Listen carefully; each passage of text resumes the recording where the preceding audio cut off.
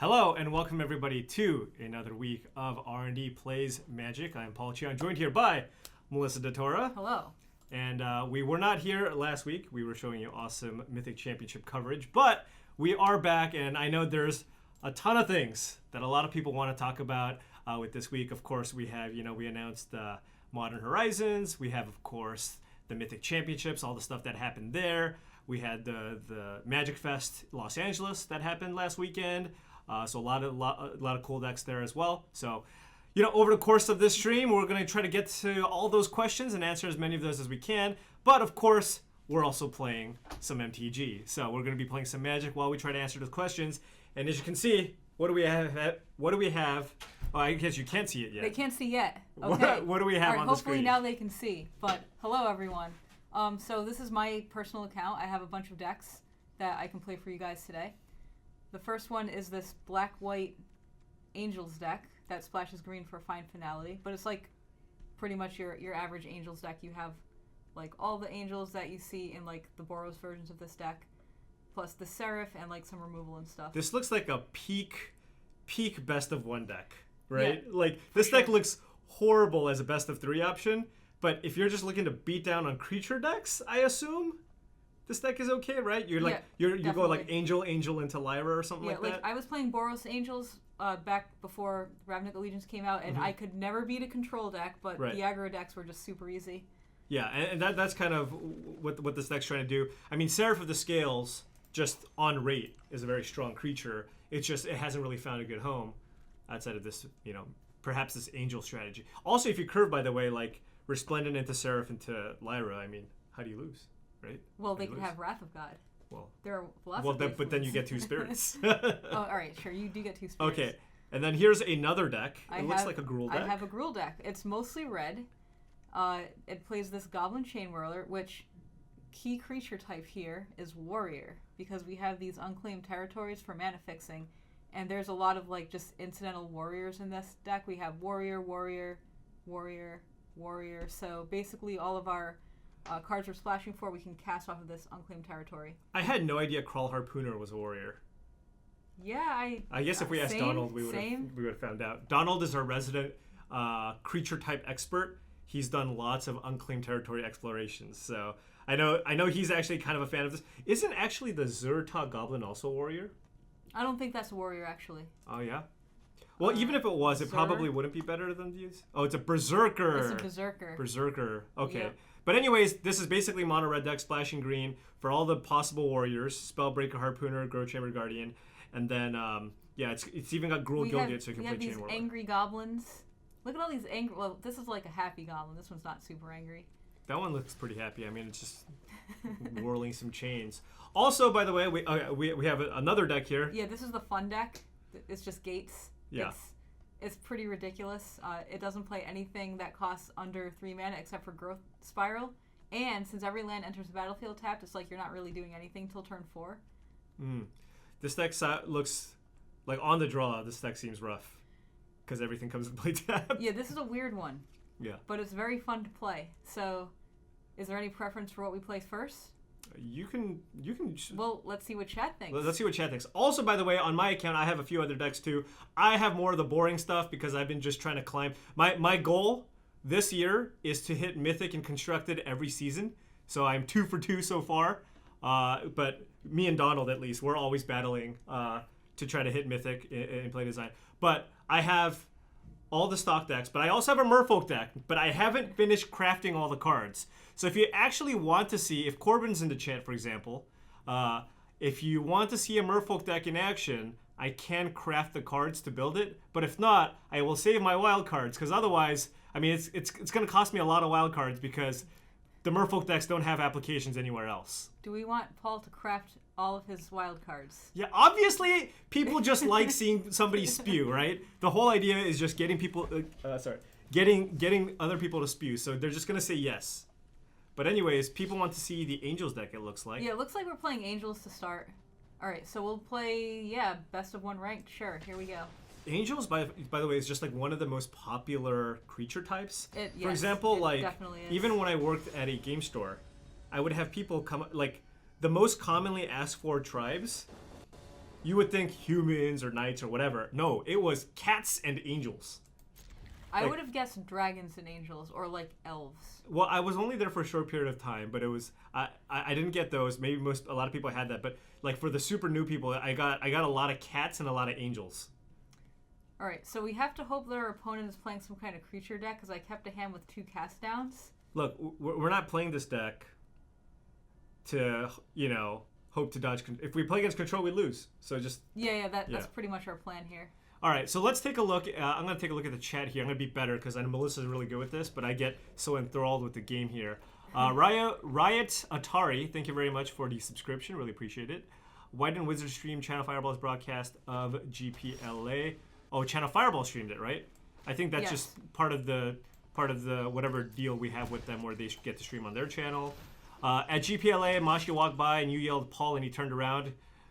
Good troll, good stuff. I've gotten crushed by the green-red deck playing Drakes. That makes sense. Green-red deck just has a lot of overstated creatures, so that will happen. Also, Collision Colossus. It's like, that was like my sleeper card going into Mythic Championship Cleveland. And I was happy to see at least one person have it in the top 8. Alex Magleton was playing like a mono-red deck, splashing green, and had access to Collision Colossus in the sideboard. So that was cool to see. I think Collision Colossus, Harpooner, all those cards are much well positioned now because of the existence of the mono blue tempo deck. Wow, we are in trouble. Yeah, I our have opponent's a feeling playing Grixis our control. opponent is playing Nicol Bolas, and these cast downs just don't do anything. And you know what I'm actually super happy to see?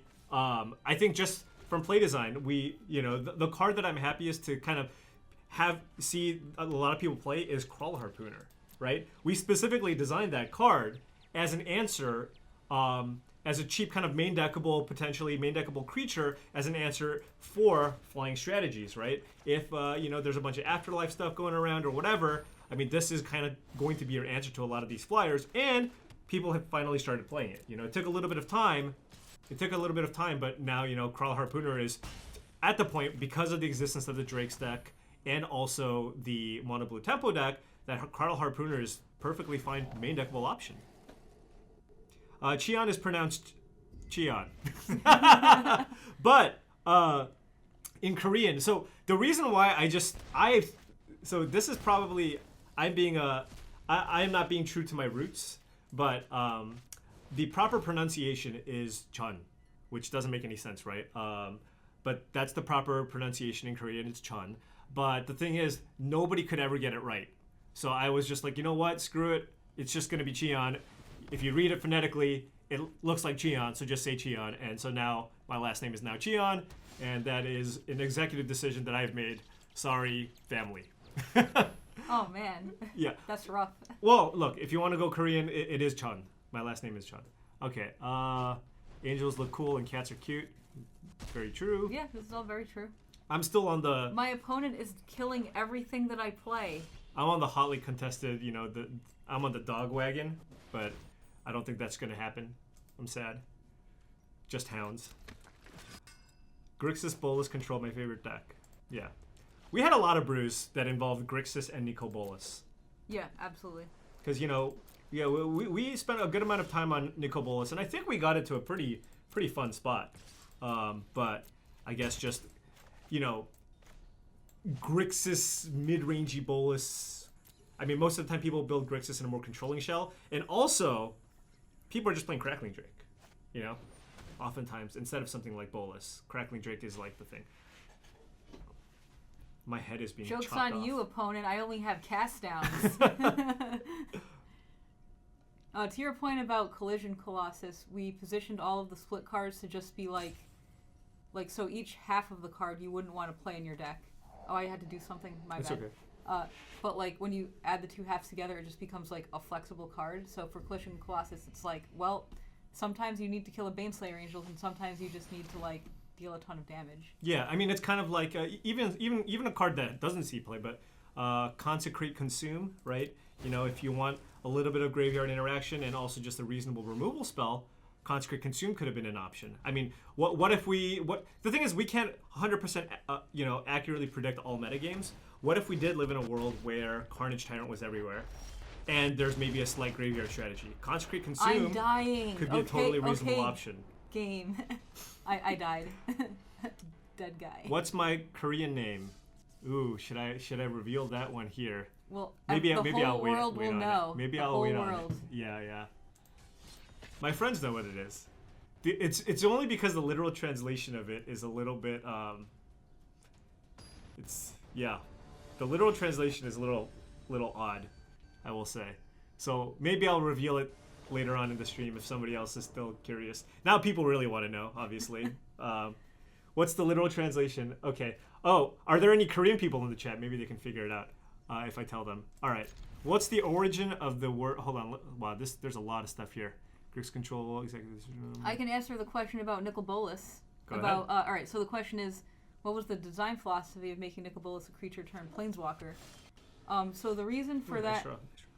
Oh, yeah, this is a nice draw. I'll just play this, and hopefully I don't lose my train of thought. But we'll see. Anything could happen. But so the set M19 is about Bolas, like it's his origin story. And in Magic Origins, the origin stories were double-sided planeswalkers. So we wanted to just go with that to just like continue the origin story of, hey, here's what happened when this planeswalker was, before he was a planeswalker, and how he transitioned into a planeswalker. Are you playing the same person? Maybe. Should I scoop? No. Okay. But your hand is kind of a joke. Yeah, I think he might play Nicol Bolas. I'll just keep Mortify up here. I will say the what was it when Autumn gave you that shout out? Did you hear the interview? I did. When Autumn gave you that shout out, that was a very touching moment. It was.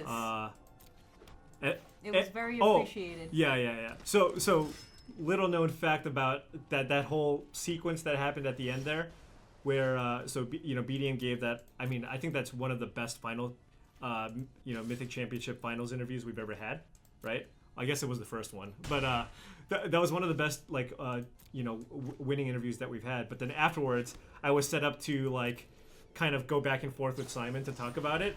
But then ultimately it was no, actually I'm going to be the one just up there. So then I was like, oh my god, I was about to ask Simon a bunch of questions. Now I have to respond to this interview, and I was like, oh, it's tough. But I didn't really have to say a whole lot because everybody was already just it was super emotional. And again, big congratulations, because I feel like Autumn really earned it. I mean, it played extremely well.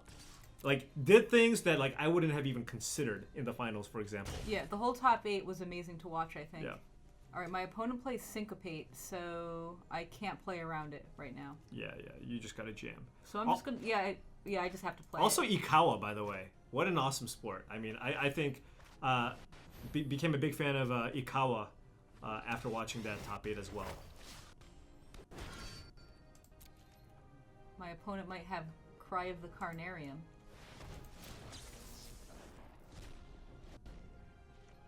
When does a new book come out? Do you guys plan on reading? We are not good people to answer this type of question. Yeah. Also, yeah. I do not read a lot of the Magic books that comes out. Autumn had been grinding like crazy up to the term. Oh yeah, for sure. I mean, I heard that they stream 30 hours a week. So Autumn is a full-time streamer, plays a ton, and even when I did the draft interview, I mean, they really knew what was up with the limited format and constructed. And that's what it takes, honestly, at this point to, spike or top 8 or win one of these tournaments. The level of competition is so high, you need to make it a full-time thing to really be able to get there. Really, you have to put in the hours.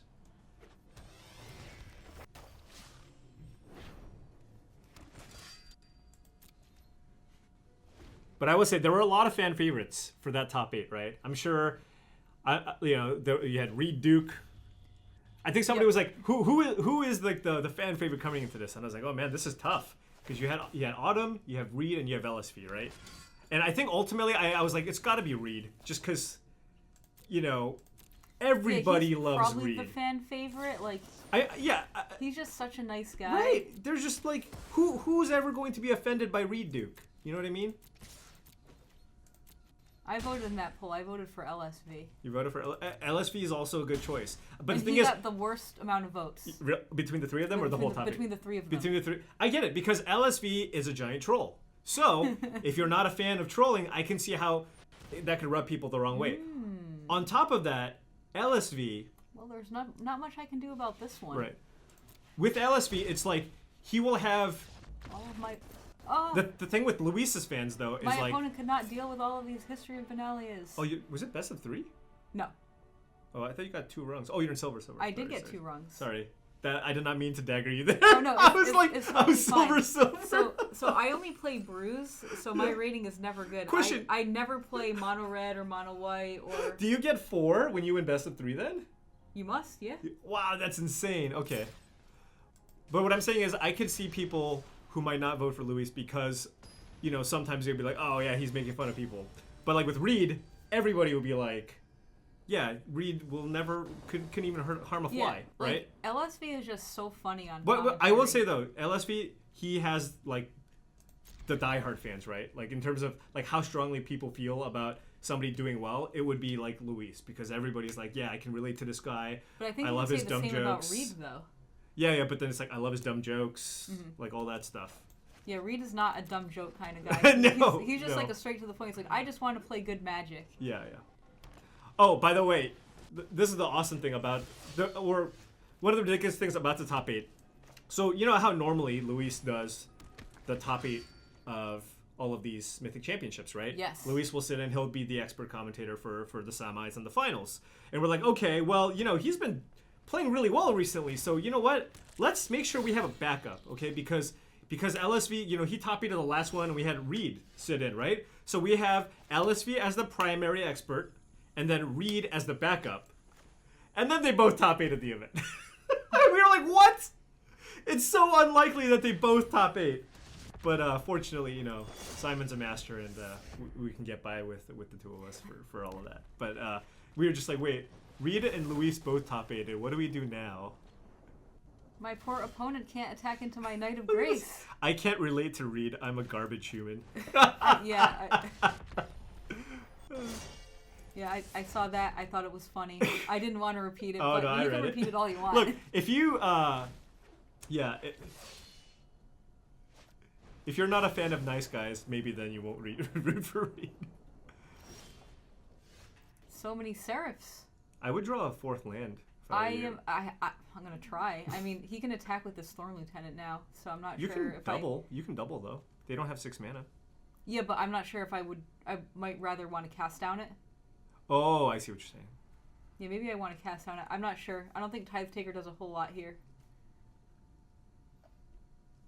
Not that unlikely. Both hand, I guess I just passed the I turn. totally agree, Strider, that... I'm probably supposed to do it now, actually. Sure. Because they could have... They can't have Oh, anything. no, it doesn't matter. Yeah. Okay. I mean, LSV and Reed are probably among the top 10 players at that tournament, but you have to keep in mind, though, it's a 500-person tournament. It's still extremely unlikely that they both top 8. Like, how many top 8s have Reed and Luis been in together? This might be the first one. Still waiting to hear the translation of my Korean name.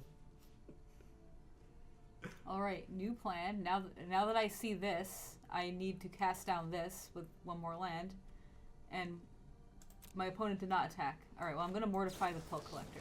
Okay. No, I mean, the top 8 was great. The top 8 was great, no doubt about it. That's not a 4th land. No. I needed it to be a 4th. I really needed the 4th land. No, I really enjoyed the top 8. We had some really, really nice games. Really, really nice games. Like, I personally appreciate the mono blue mirror. It's super tricky and super hard. What have I done? I used the Mortify, and now that's a legendary creature. I've made a terrible mistake. And the thing is, Melissa's committed because she cashed in 3 Mythic wildcards to make this deck, so she has to lose a few more matches. Let's see. How many lands are in this deck? 25? Oh, you know, I'm not really sure. Okay. Probably 25. I think Yeah. I'm just dead. I'm Yeah, just gonna probably.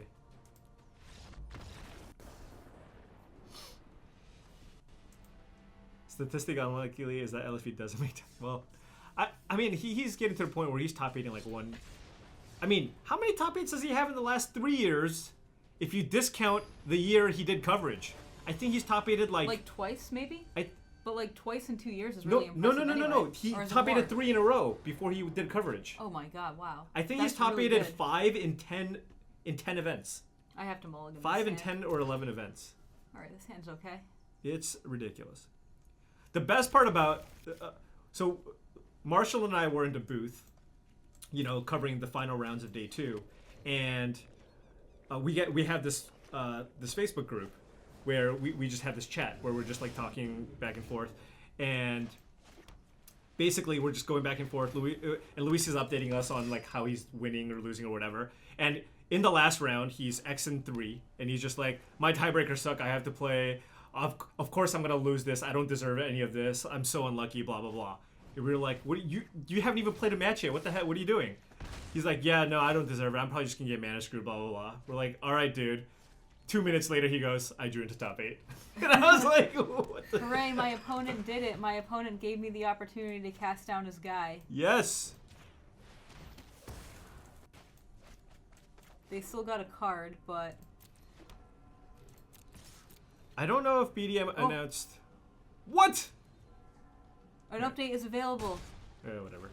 I don't know if BDM announced anything, but I will say the, just from our perspective, like the last few days, or even that whole weekend, I thought the event itself was great, but it was a bit bittersweet because, even myself, and I think Melissa can also relate here, like, ever since we got into Magic, BDM has been just such a huge fixture, such an important part of what it. I mean, BDM is Magic coverage, right? Yeah, definitely. Like, I was definitely surprised to hear that announcement that he was leaving. Yeah, and so. By the way, do I play Seraph or does he 100% have counter? Our opponent probably has a counter. Yeah, he probably has Essence Capture. Maybe I'm supposed to just Mortify. I think just attack and end of turn Mortify. Yeah. Yeah, and so it was tough. We made a nice little video for him at the end.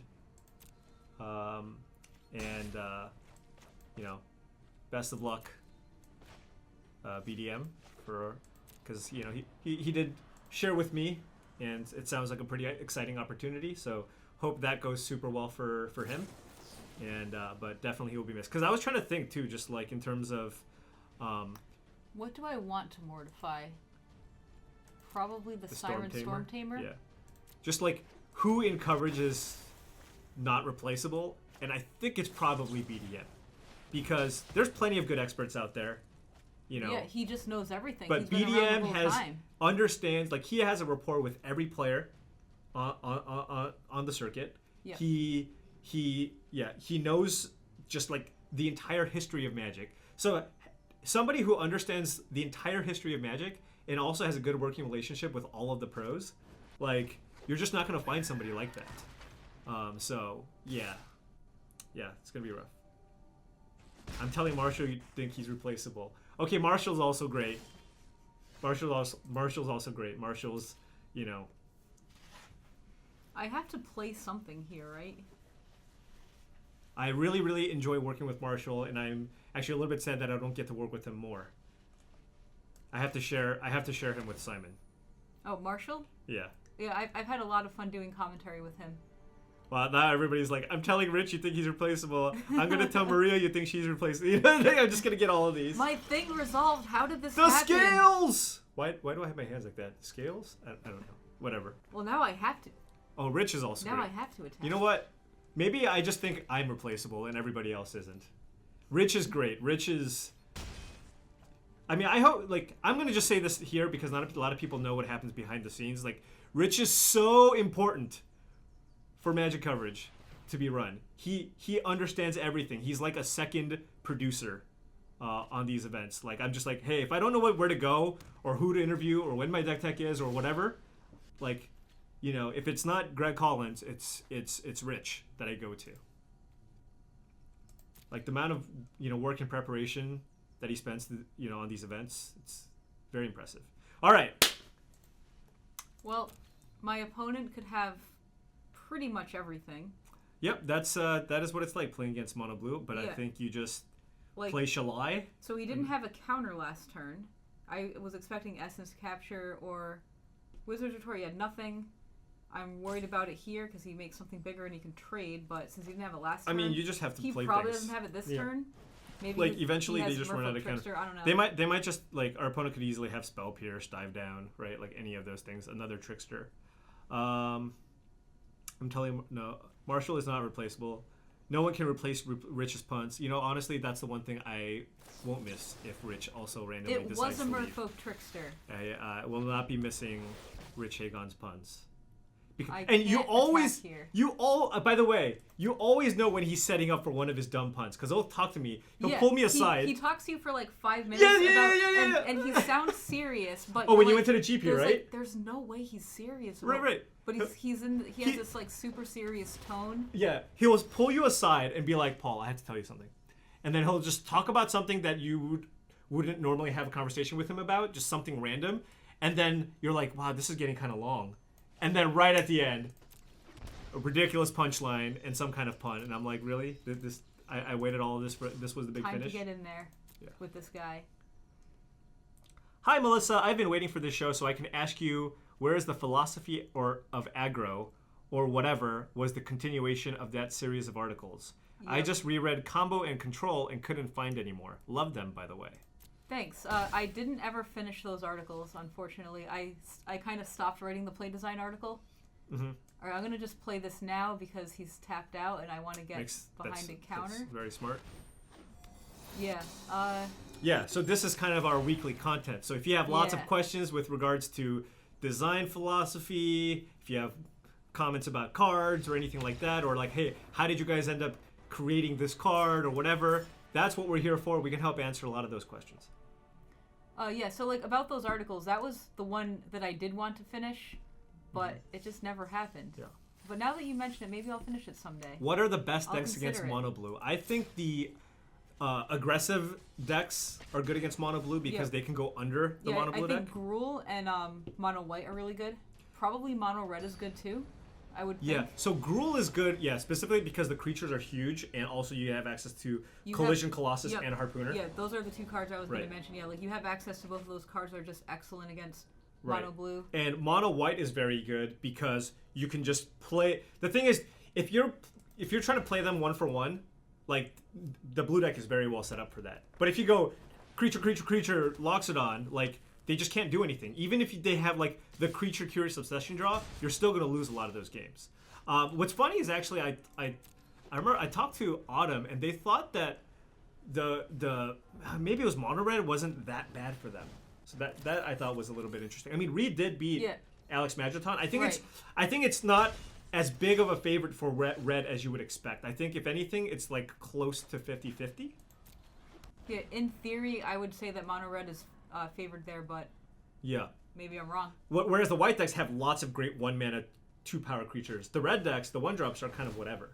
Yeah. But the red deck still does have a lot of removal. The Djinn. Maybe that's what pulls them ahead. The Djinn and then 4 Storage Mirror in the sideboard. It's like really good at blocking. Yep. All right. Well, I missed my 2-drop, but I have a 3-drop, and he has 2 Steamkins. So maybe am I just supposed to like? All I know is when I play Temple Garden or something. Yeah, I think so. Especially because it has the counter on it.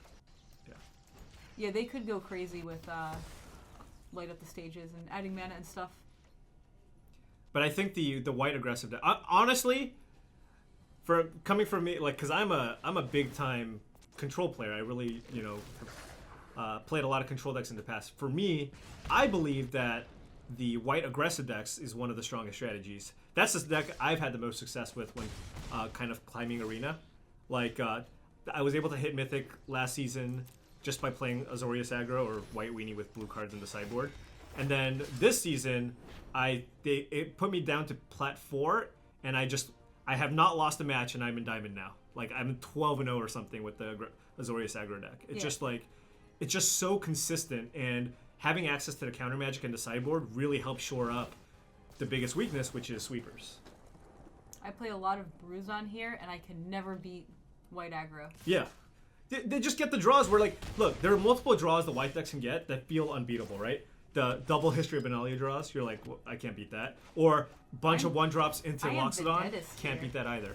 I am super dead. Like, I'm dead to, like, any burn plus this Fanatical Firebrand. Was Sun Cleanser made to battle creatures like the Krasis? So, funny No. story about that. That card was actually made as a way to stop energy decks. Yes. Because it says players can't have counters placed. I don't exactly remember the text, but I think that card was specifically designed. I mean, you could have it see use in other applications, but primarily it was designed to be something that you can play to kind of hose the energy decks, because, you know, it's sized appropriately, so it's pretty hard to kill, right? You can't kill it with Harness Lightning, of course. How am I not dead? Yeah, that was part of why it was What's going created. on here? How am I not dead? They have 4 cards in hand. I'm just They go dead. Mountain Chain Whirler, you're just dead. Yeah. I should just concede right now, probably. Yeah. Sun Cleanser, Anti-Infect Tech. Yeah. Why are there lots of tribes that have tribal cards, but humans don't have one? Well, you see, Aku, humans don't need a lot of help, first of all. There's just a ton of humans out there.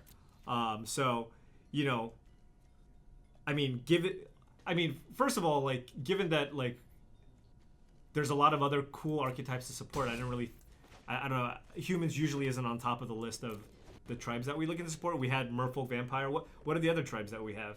I don't even think we considered Warrior. That just kind of somehow ended up happening. Yeah, we don't consider classes too much. I'm dead. Yeah.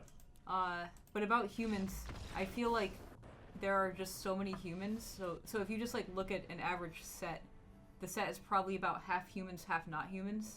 Right. So if we make human tribal support, it affects, like, the majority of the creatures. So it'll probably be, like, really strong. So Yeah. that's why we haven't done it recently. But You That doesn't you mean- play the gate deck? that doesn't mean we can't do that. Yeah. We can certainly do humans. It's just All right, like it's time to there's switch decks there's a because ton of that other deck was tribes. pretty medium. Yeah.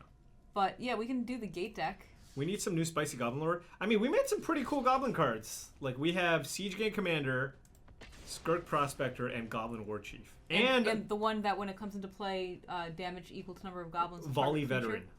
Volley Veteran, I believe is the name. Yeah, Yep. that one's a good one too. So there's a good amount of Goblin stuff already happening. Oh, and Chain Whirler. Goblin. Will we be seeing vehicles? Well, you have we still have a vehicle, right? We got the Weatherlight. This hand is bad. I think I need to mulligan this. I don't know what hands you're supposed to keep or mulligan. I would keep this hand if I had a blue, like a. So I only have red and green mana here. Yeah, I mean, we're on the draw. I Maybe don't I actually can know. keep this. How many lands are in the deck? 28? No, I think it's like in the 25-26 range. 25 sounds I think ridiculous I need to me.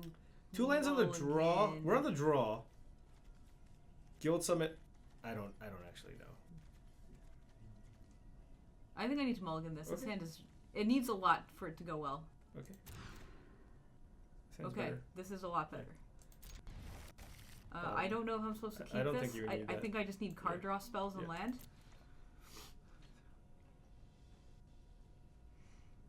27. Modern Horizons will not be on Arena. That was in the announcement we made on Thursday. Yeah. Keep in mind, folks, we can't answer too many questions with regard to Modern Horizons. We just announced it last week. Yeah. What I will say about it is Paul and I did not work on Modern Horizons. Right. We basically had a separate team work on Modern Horizons. They had their own FFL.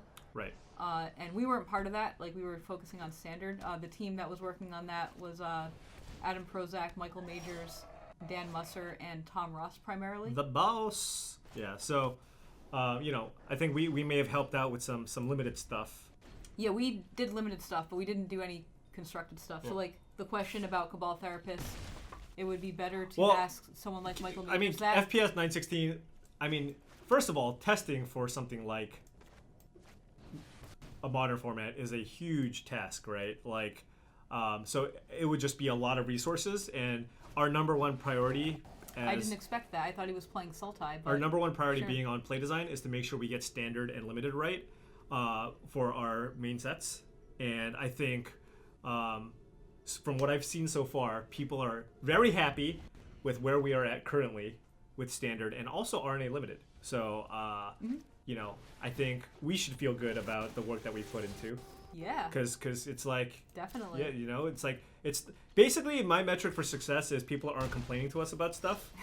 So if it's quiet, we're doing a good job. That's I could kill all the things here. I think I want to, because I want to get this guild summit down. Yeah, I like killing all the things here. Okay, sure. At least I think I do. Yeah, why not? My other play is to just play a ram and kill all the things next turn.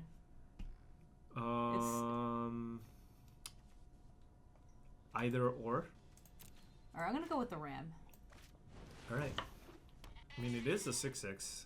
It must be Do killed. you see how the ram doesn't die to Gates Ablaze? Yeah. So testing for Modern Horizons Constructed is like literally a full-time job. So the people who worked on that format, that was their job for a year. Yeah. Slickster, R&A Limited has been great. Can't wait for it to come back on. It is still on Arena. I have still been playing R&A Limited on Arena. You just can't play ranked on it right now. But because it's not ranked, it's a good way to, you know, accumulate gems right now. Because I don't know how the pairings actually works, but it feels like you can just get paired against random people. Whereas in ranked, you get paired against like whatever tier you're in.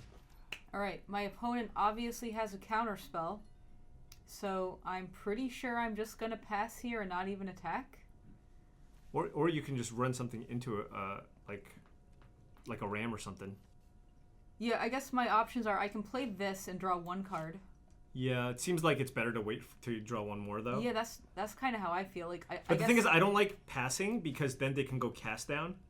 End of turn and then would attack definitely you. suck. So yeah. I think you just want to I'm not draw totally a counter sure what my somehow. opponent's doing. Like, is he base blue-green? Also, your ram has vigilance. Yeah, but he can double block and... Well, that's an I okay kill both.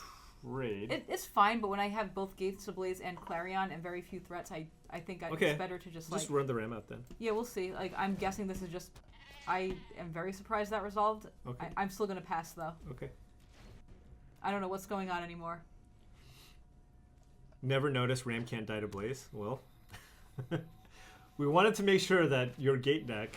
It's Chupacabra. All right, now we can play the Gates Hey, Ablaze. Chupacabra, how's it going? It's been a while, right? Because everybody's, you know, everybody's on the hostage taker wagon. All right, now we'll Gates Ablaze. Yeah. Seems like Kill a good all Gates the Ablaze. things. Get in there for 6. Will Escape Shift ever be relevant in Standard? Well, that's, you know, that deck building task is... We can't really answer that. Right. Like, we can't tell you that a card's coming out to go with it, but we can say that Escape Shift is a card that was kind of like, hey, if you think you can do something cool with Escape Shift, here's the card. So, you know, like, I don't know. What is it? There's like a card that returns a bunch of lands from your graveyard into play or something? There's an Ixalan card that returns all your lands to play, yeah. Right. Yeah, I think it's Stuff like like World that. Shaper. Alright, so our opponent brought back the Brontodon and the Choops. Yep. That's Mendigo unfortunate. Dominator. Alright, it's definitely time to play this Guild Summit. I can draw 3 here. And he'll kill it, I'm sure, with the Brontodon.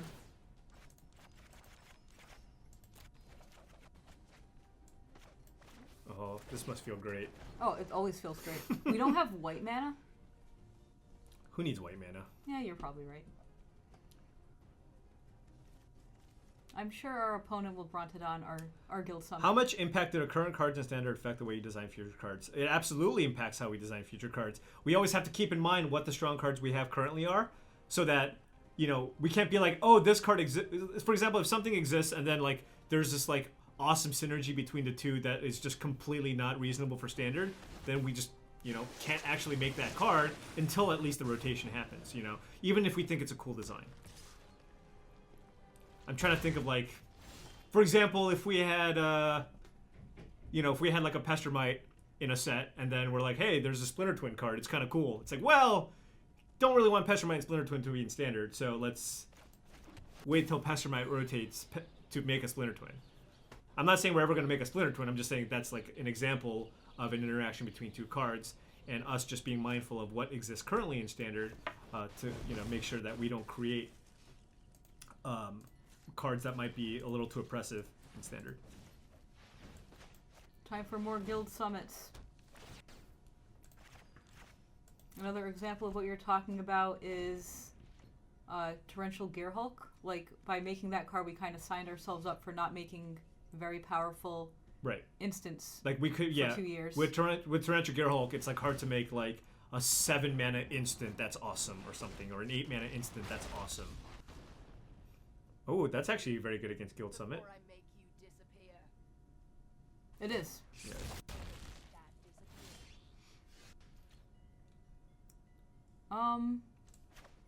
Guess I'll play the gate and see what I draw first. Could be anything. It was that. I can't play it. Maybe this deck doesn't have enough. It's okay. We'll play a Crisis, right? I think so. Yeah. We can play it for 1, 2, 5. Yeah. I guess it's okay. We don't know about our opponent's hand. Sinister Sabotage seems very suspect in their deck. But, ooh, that +5. Look at you. Yeah, I love it. Still no white mana. No Circuitous Route.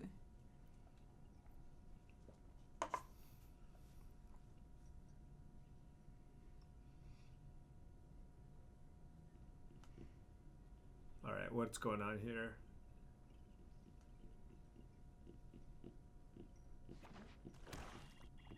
How far in advance? A pretty good amount of time.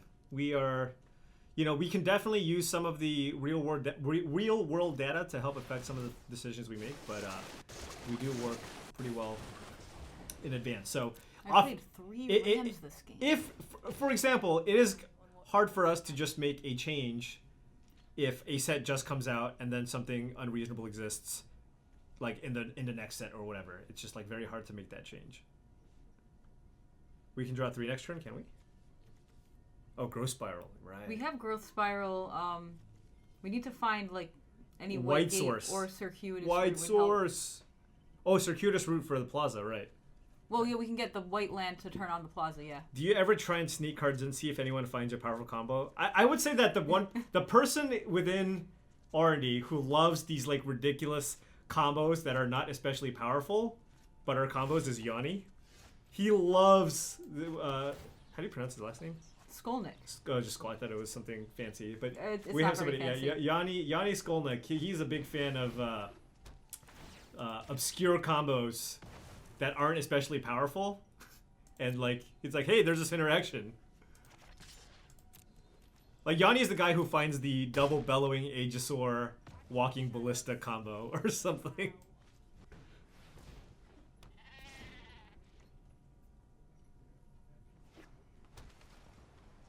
Did you discard any mechanics that would be devastating for the format? I mean, every time we work on a set, we just work on all the mechanics and just make sure that they're in a good spot. I mean, if a mechanic is just totally ridiculous, then, we'll either have to adjust it or scrap it in terms of power level.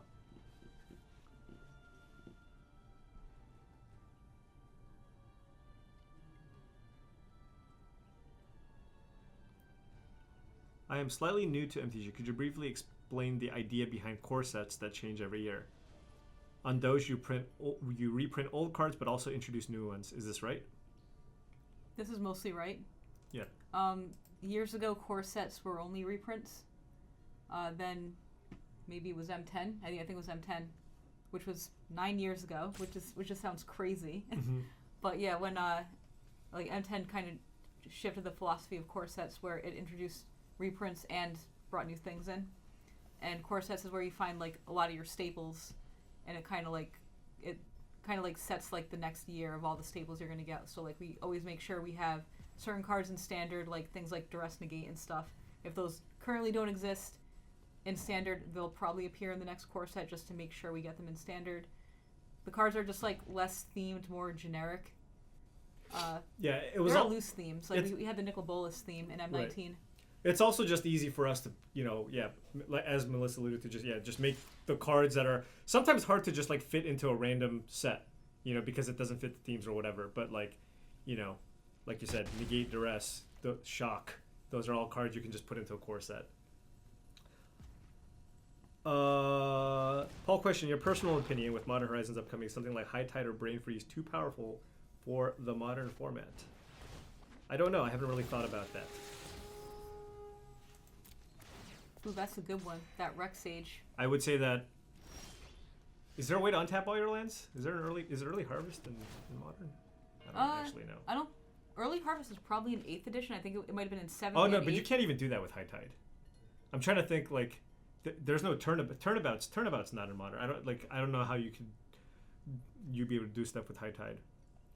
I mean, Brain Freeze would be a powerful finisher, for sure.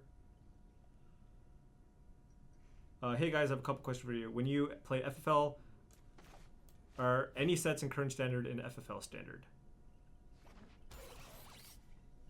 Am I supposed to play this Guild Summit? I think I am. Sorry, what was the question? Are any sets in current standard in FFL standard? Yes. We're currently testing the spring set of 2019 as our newest set. So that means the entire year of Guilds of Ravnica is in that block. 2020? In that standard. You said 2019? Yeah. No, 2020. Yeah. Yeah, that would be weird. Yeah. Right. We're testing war right now. Because war is yeah. No, I just. Right. Oh wait, what am I doing? Oh, I'm supposed to cast the Guild Summit. Okay, here we go. Okay. Wow, we're drawing so many cards. Are you double? No, yours. I don't know. I'm not playing the land this turn, but I'm going to play Growth Spiral at the end of his turn. Okay. I might not draw all the cards. I probably only want to draw Future. like 2. We cannot talk about future mechanics. Huh. Your name is Future. Okay. Anyways, remember we're not gonna just like accidentally reveal a bunch of cards that are coming out. So please try not to fish for those types of answers. I was wondering, how does WotC decide who works on the super thematic Mythic set build arounds and who has to work on the vanilla no text cards? The set leads that do both. It's that they work and develop the entire set. So not only do you, of course, have the cool, sweet mythics and rares and uncommons and signpost cards and all that stuff, they're also going to make sure that, you know, every color has their vanilla creature or you know, French vanilla creature or whatever. They work on all of that stuff. It's not just, hey, you get all the vanilla creatures, because that would be a pretty lame job compared to the person who goes, hey, make all the sweet mythics. The interns make the vanilla creatures, and then like Mark Rosewater makes everything else. Yeah. Oh, my Hydroid Krasis is dead. Our opponent has a lot of ways to kill our Guild Summit. Yeah, I'm not totally sure how we're gonna win this. Yeah. Maybe it's by casting Gate Colossus forever. Do you find that the FFL meta stands up like the standard meta once the set comes out? Well, I will say it doesn't take long for the real world to surpass or have much better tuned decks than what we have in our FFL. And that just makes sense because we have a 10 to 12 person squad and there's the rest of the entire world. So the rest of the entire world and the hundreds of thousands of hours that gets put into tweaking decks, you know, I would say that by week 2, like the week 2 tournament, not the first weekend, but the second week, those decks are often just going to be better than the decks that we tested with because there's just so many more hours that are put into those things. I will say it's not like we're that far off though, right? Like we get that there's going to be an Azorius control deck, and we know the cards that are good. It's just we're not going to have the perfect mix of cards, you know. And so yeah, our decks are going to be close. It's just it's not going to be spot on. It's not going to be like, all right, we determined that, you know, 2 Moment of Cravings and 3 Cast Down is the ideal way to separate up your 2 mana removal spells. Like we're just not going to get that balance always right. But I think most of the times we get most of the decks right. I mean, there will be a thing or two that we miss. You know, we can't just get everything. But I think for the most part we get most of the archetypes right. Wow, that's some. Are those free Gate Colossi? They're currently free, yeah. Nice. What deck surprised you the most? Maybe Gates. Like we had Gate Brews, but we didn't really expect it to show up in competitively. We had Gates, as more of a fun thing. Also, it wasn't clear to me that the proper way to build the mid-range Golgari decks included the Wild Growth Walker package. There was just we had a lot of different. You know, we had mana creatures at 2. We had all kinds of different stuff. Because Glogowski, he actually top 16 the Mythic Championship without playing the Wild Growth Walker package. So that's one that like really kind of has taken over as like the thing to do if you're green. Like if you're green mid-range deck, you go Wild Growth Walker, Branch Walker, Daylight Ranger, like every deck. Yeah, we were playing different cards in our mid-range decks. Like we for example, like Incubation Druid was a very popular card. Yeah, we were playing a lot of playing. Incubation Druid. Yeah. And we're not seeing mid-range decks with Incubation Druid. Like that's more of like a. I've seen like Hadana's Climb decks with it. Sure. I think Legowski actually had 4 because I think the mirror is all about, specifically the Sultai mirror is about ramping into your Krasis and Vivian. So I think that's where it really shines. Well, I guess my Gate Colossus is. Are you gonna deck? I'm just curious. It's very possible. I'm pretty sure my Gate Colossus is dead, but I'm gonna attack this Vivian and see what he does. Did you expect Arclight Phoenix would make that much of an appearance in Modern when you first saw the card? Well, when you read Arclight Phoenix, in all honesty, when I saw that card, I thought it was more likely that it would make waves in Modern than it would in Standard, because that's the type of card that literally goes, play a bunch of cheap spells and I will reward you, right? And you can just do that a lot better in older formats. But yeah, I mean, that deck was very impressive this weekend. I can't say that I expected this to happen, where that he just let the Gate Colossus hit the Vraska. I'm actually very confused right now. They didn't block sack? No. Oh, okay. I am very confused right now. Terry Brogard. Paul, as a WotC R&D team member, are you now disallowed from competing in official tournaments because of the unfair advantage you might have? Well, as a currently employed member, I am not allowed to compete in any tournaments now. Now we've had some contractors who've worked here, like Tom Ross and Pete Ingram, who there is a certain period of time after a set's released that you cannot play in tournaments, I believe. But then after that time has passed, you can play. And fortunately for these competitive players, oftentimes the Mythic Championships are held many weeks after the release, so they can play in all those events. But for example, a Magic Fest that happens the week after a release event, if you spent time working on that set and you worked here, you cannot play in that. You cannot play in that tournament. Since my opponent's tapped out, I'm gonna make use of this and just kill the Brontodon right now. Yeah. I will say this: I did ask. I was like, "Hey, if I hit top 8 Mythic, can I play the thing?" And also just play this card. And the answer was no. I cannot. I cannot play in the Mythic Invitational. Our slots will get passed down. That was a heck of a race. Cards. I'm actually curious what happens. So I'm gonna have to actually ask because I don't know. I didn't ask yet. Like, what happens if I hit the top 1,000 Mythics? Because that's how you qualify for the Arena Mythic Championship qualifiers or whatever. Like, you have to hit top 1,000. So does it get passed down? It must get passed down. So that includes the MPL players too, right? If an MPL player is in the top 1,000, does it slot further down? I would guess so. So any WotC employee and any MPL pro in the top 1,000, it gets passed down? I don't know. I mean, it's 1,000 people, so maybe it's not that big of a deal if somebody just takes a couple of those. Like, we're talking about a pool of like 6,000 people or something, or 4,000 people to try and qualify for these events. I don't have blue mana in my hand. Melissa's name is not in orange because she is not part of the Arena team. Yeah, these are the Arena devs that have Mythic Orange. I said that the gates that could have been even better. I don't remember saying that. Can you go over what you didn't do? No, we said that the gates deck actually is performing a little bit stronger than we anticipated. Ooh. You know. Was that a reason? No, you don't want to play Positive Harmony until later. Yeah, I think you have to play the Simicogi, I thought that right? I had to play it on turn 4. Yeah, I'm just going to take a beating and then gain some life and play the Circuitous Route next turn. I hope you draw Clarion or something. I probably will. I have faith. I'm going to have so many lands. I'm going to Growth Spiral. The odds are pretty good. When does the MPL reset? Next year? Probably? This is so much burn. Yeah, we're pretty dead. But I have this Plaza. Does WotC use complex... Does WotC use computer algorithms to test new cards, or is it all... No, I don't... That would be really hard to have a computer test and give us appropriate power level knobs on cards. So we tested cards. Yeah, think about all of the interactions that are in Magic. And all the different permutations. Like, there's just no way. All, like, you can play cards at all these dead, different right? times. Oh, yeah, we're just dead. This is 7 that I'm looking at. Paul Melissa, who came with the tweak on light up the stage to be until your next turn?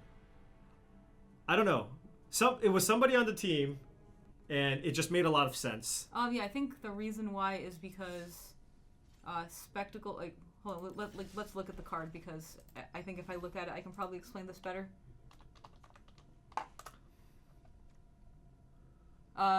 Spectacle. If an opponent lost life this turn. Yeah, so generally opponents are going to lose life on your own turn. But like, if you cast it for 3 mana, the chances of you being able to play the cards are very low. So if you have an additional turn to play them, you feel less bad if you just can't play the cards. That was the biggest reason why. Yeah. With light up the stage, it's like this card becomes kind of embarrassing as a 3 mana play.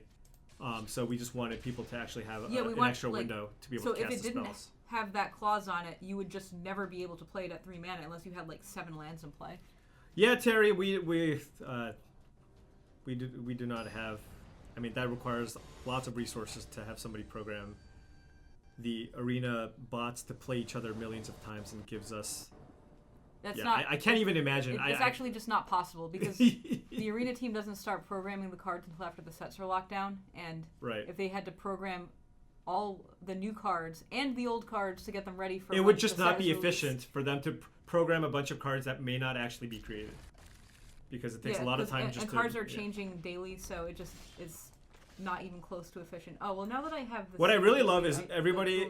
It sounds like people are trying to like convince me that like it's very easy to in fact program this. I'm like, yeah, no, it's easy. They just you just put some numbers in and boom, easy game.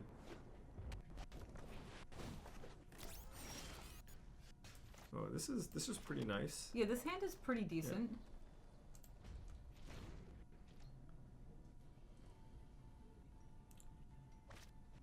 Has all large sets causing over redundancy of spell effects been addressed? I mean, as we continue to make more and more sets, there will be cards that look close to each other, especially at common and uncommon. Especially over the years. Yeah. But we try and have different stuff, at least in standard. Right. Okay, so it's going. So our opponent is attacking. I would us. just growth spiral on that. Yeah, I don't want to forget to growth spiral. I don't want to be like telling a story and then like accidentally forget to growth spiral. That would be like a little embarrassing, I must say. And I think we're supposed to just Gates Ablaze, right? Because I'm going to Gates Ablaze here. Yeah. I don't want this guy to get too big. Can I have one of these MTG jackets? I don't think you can purchase these. I think you need to. I think they give it to us specifically. Oh, you're gonna get light up the stage right here. Probably. Oh no! Oh, sure. That's fine, I guess. They give us these as like if you're gonna go to like some kind of tournament or event to represent Wizards, that's when they hand these out. You can order these, but you have to work for Wizards. But we do have cool swag on our MTG Pro Shop website. There's hoodies there, and they're pretty nice. Out of the previous 2 Ravnica sets and the next 2 known sets, which did y'all like testing the most? I enjoy all the sets that I test. I really enjoyed. I really enjoy the Ravnica stuff for sure. I mean, that might be a nostalgia thing, but yeah, multicolor is just fun because you get to do so many things. Ravnica was very, very fun to test. Or yeah, just all the Ravnica stuff. I gained life. Yeah, now I'm no longer dying. Oh, yeah, you are very far from dying. Yeah. Our opponent can lightning strike us every turn, and we're a big fan. We have 2 more Krasis in hand. Mm-hmm. Easy game. What is happening? Maybe another skewer or light up the stage? Okay. You can even use Clarion to gain life if you really want. Yep. Just saying with I with may the Ram. actually do that with the Ram next turn. I think I'm going to go Ram, Circuitous Root, next turn Clarion. Oh, do I need to Clarion? Oh, what a draw. That was really You just good. drew a Skewer the Critics. This is just literally a counter. Oh, by the way, tech for against Mono Red. The card from Dominaria, the Healing Salve, you gain 3 and prevent damage. That counters 2 burn spells. It sure does. Alright, so I'm going to go Ram. Now that I'm at 10, I feel like a lot safer, so I'm going to go Ram into this. They're just dead next turn. And then, it doesn't matter what I get, whatever. And even if they get me to, like, Even if they burn me twice or something, I can gain all this life. Boom. Easy. Design teams are only on the U.S. Yes. R&D is located on the 3rd floor Of the U.S. of the United States in Washington. Renton, Washington. 3rd floor of the U.S.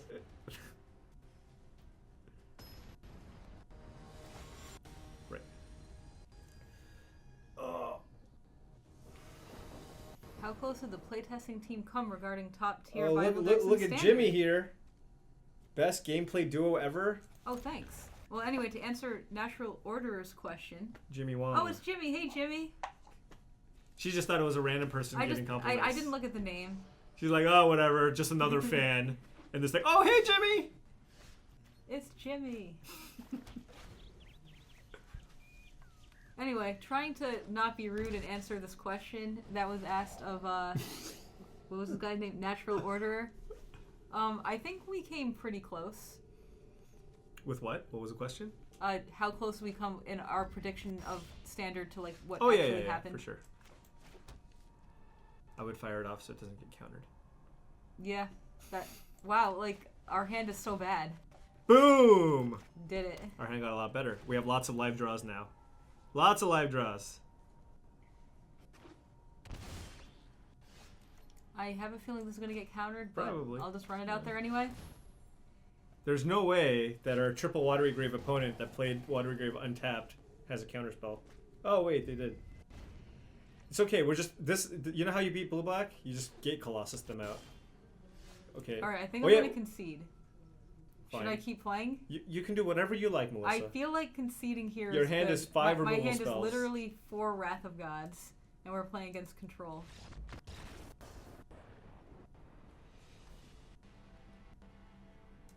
What's the weirdest deck you've ever built to play in an FNM? We are allowed to play those, by the way. Deck that I've played at a Pro Tour. What was that? The block constructed one for Theros. I played. Everybody, like, a lot of the teams were on like these mid-range decks, right? Yeah. Like So I played blue black inspired. It played like the king that made the gold token, a 2-drop that like drew cards or something. Is what's inspired the untap mechanic? Yes. That deck sounds kind of fun. It was actually really fun and it was good, but I like 0-3'd the draft and wasn't feeling it. Yep. But like, whenever you see people who top 8 these mythic events, oftentimes their limited record will be like 5-1. It's a lot easier to get a more significant edge, I feel, in limited than it is in constructed. Yeah, you have to be a solid drafter. Right, because everybody is jamming the same constructed decks, and everybody understands the matchups and what cards to play around. And I think the biggest edge that you can get is in limited. So I know it's less rounds, so people focus less on it, but that's why like you have people like Marcio and Mike Sigris just like constantly 5-1ing and putting themselves in position to top 8. Imagine if all right, it's time. It's time for I feel like it's just time for the Gate oh yeah siblings. oh yeah Like I could get more value out of it if he plays the Jhin. Right. But he could have a counter by then. For example, okay, this is like a semi-beat, but like, whatever. Gabriel Nassif, one of the greatest constructed players ever, right? Imagine if he was just like a top-tier limited player, right? Mm-hmm. He just he completely crushed the previous Pro Tours when they were just only standard formats, right? Yeah, I feel the same about Raph Levy, who is someone who I've worked with a lot for Pro Tours. Like, he always plays really good constructed decks, and like, he played Merfolk at the last Pro Tour. He went 8-2. Right. I'm just gonna play this. Am I gonna play this? What am I gonna play? That one's bigger. It is bigger. Can you double spell next turn potentially? Yes, I believe I can, because there'll be 3 and 3. No, I need to draw. Oh no, this is an untapped land. Yeah, I'll just play the ram. I just feel like it's gonna get countered, so I'm fine with ramming here. Well, Colossus would be better if that's an untapped land, because the next turn you can go ram. Oh, you're right, because this doesn't cost. Yeah, you're right. You're right. You're so right. It's okay. We can just play Crisis or something. Yeah, we have to. Yeah, we're gonna die otherwise. They only have one card in hand. It's Scary Terry. Ooh. Wait, that does something. Ish. Wait, can they transform? Can they adapt it? How many spells do they have? 1, 2. Not a lot. So they can't. They can't. But like. Well, because you can give lifelink. I can. And then play another ram. I can. Is that what I do? Like I well, don't kill this and. Well, you would gain 6 life and you play another ram, and then you have lethal. But then if they have a counter spell, well, no, you're just dead next. Well, if they have a counter, you're maybe not dead. I'll go with this, I guess. Okay.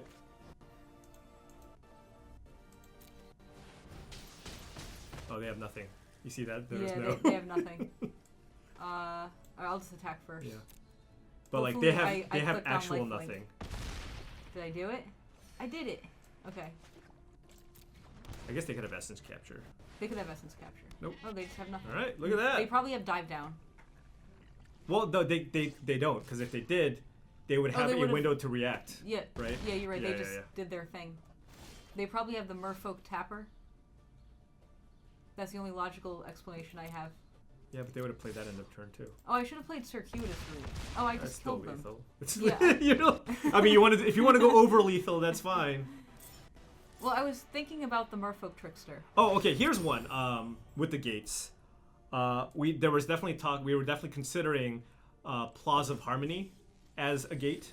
You know, that was one thing that we were considering as a gate. But it was, ultimately, it's like, no, this card is extremely good in the gates deck and doesn't actually need to be a gate. Yeah, well, I think one of the big problems was that with Circuitous Route, you just gain a lot of life. Right. It was just gain 6 life, get 2 lands. That was really, really strong. No, if they had Spell Pierce, it would have given them... See, that's one thing you can get, but those are the little tells that you can get when you play an arena. This hand is... Relative versus anything... Versus, bad. like, Magic Online, for example, is... if your opponent is just on fast play mode or whatever, and you play a spell, and it literally just instantly resolves, that means they had nothing in their hand that could have interacted with that spell in any way. So that means no Spell Pierce, no Dive Down, no Trickster, nothing like that. Course of Krufix is one of my favorite cards in Theros-Blood. Courser is a sweet one. It was a little underrated at first. I remember it. When it first came out, it wasn't just like a 4 of in every green deck or whatever. Open the pack, or riot. Oh, I had to open the pack. Yeah, I'll totally open the pack. Next game. Okay. So I can... Well, I'll probably play this. And I guess I'm just playing Growth Spiral. Yeah. That's not super exciting. Yeah, then the following turn I play the Circuitous Route and the Gates Ablaze, I guess? What is our opponent doing? Merfolk, Trickster, and Enigma Drake. That's a weird one, huh? That's a weird set of cards to play side by side. Theros was Donald Smith's favorite set. Also the first set he played. It was the first set he played. Proof that you don't need 20 years of Magic knowledge to work within the building. Because he is an excellent play designer.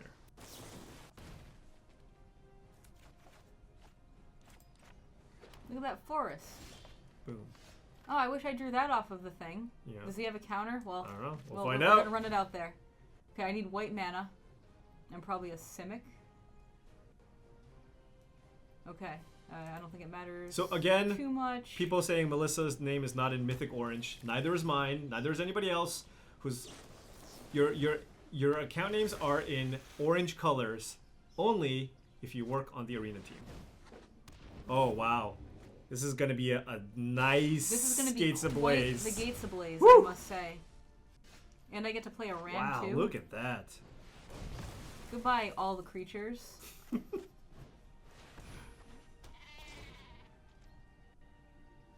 I thought Pauper was pretty interesting at GPLA. I really liked watching the Sunscape Familiar deck in action. That was fun. Oh, I see what he's doing. Like, I'm not really understanding the Merfolk Tricksters in this deck, to be honest. I'm just going to play this for 4 and get some cards. Maximize velocity too, huh? Interesting brew they got there. Yeah, definitely. Ooh, the one of Archway Angel getting it done. That gains so much life. It does gain a ton of life. The ram sound effect. I never play with sound, so I don't actually know what sound it makes. Ooh, is this double shock? Wow. Looks like double shock. Okay. Opponent, you're not going to enjoy my next turn. I'm so sorry, opponent. Oh no. I don't even know. I guess Essence Capture. I feel like this deck is too proactive to play counter spells. Yeah, you're probably correct. So I'm just gonna play this. Okay. What's the worst that could happen? They can counter it and then we die. Yeah. That's the worst thing that could happen. Yeah, that is actually the worst thing that could happen. Essence capture, untap, shock you. That would be the. More drakes. All right, somebody. Okay, Almarok. So we can double Clarion and win. Let's cut back from the spam. You've now messaged this thing 5 times. Favorite set of all time. We get this one a lot. Oh, I misclicked. I messed up. How do I stop this misclick from ruining everything? I don't know. Just attack with the ram. Yeah. Wait, hold on. Can you attack with the angel? Probably. I'm probably gonna Clarion twice or something. Okay. Yeah. Also, if they block the Crackling Drake on the Archangel, you can Clarion once, even, and kill the Crackling Drake. That's a really interesting block. Oh, now the Clarion kills my guy, but... You can just play Krasis too, by the way. Just play a 5/5 Yeah, Krasis. I think that's just better. Yeah. +5. FPS, I'm not really paying attention to the match, to be honest. Oh, and I gained 3 life here too. Yeah, that's got to be game then. It's really hard to pay attention to the match. I'm looking at chat and literally glancing over and, some backseat playing. So I hope Melissa has a better understanding of any of this. My opponent has killed himself. Okay, I think it's time to play a different deck. Let's gruel people out. Yep. Can you hit gold? How much time do we have? I can probably hit gold. Oh, you can probably hit gold. Also, no, should I have Merfolk. Okay, ready? I haven't built it yet. Wild card. Everybody wants a wild card. Look, I got my wild card. Look at that. Ooh, now I you're on opened enough Mythic. packs for a wild card. Ready? That guy. Or that thing. guy. All right. Okay, we opened that guy. So I have a Merfolk deck, but I haven't crafted all the cards. So I will only craft it if you actually want me to play the Merfolk deck. If not, I'm gonna save my 16 wild cards or whatever.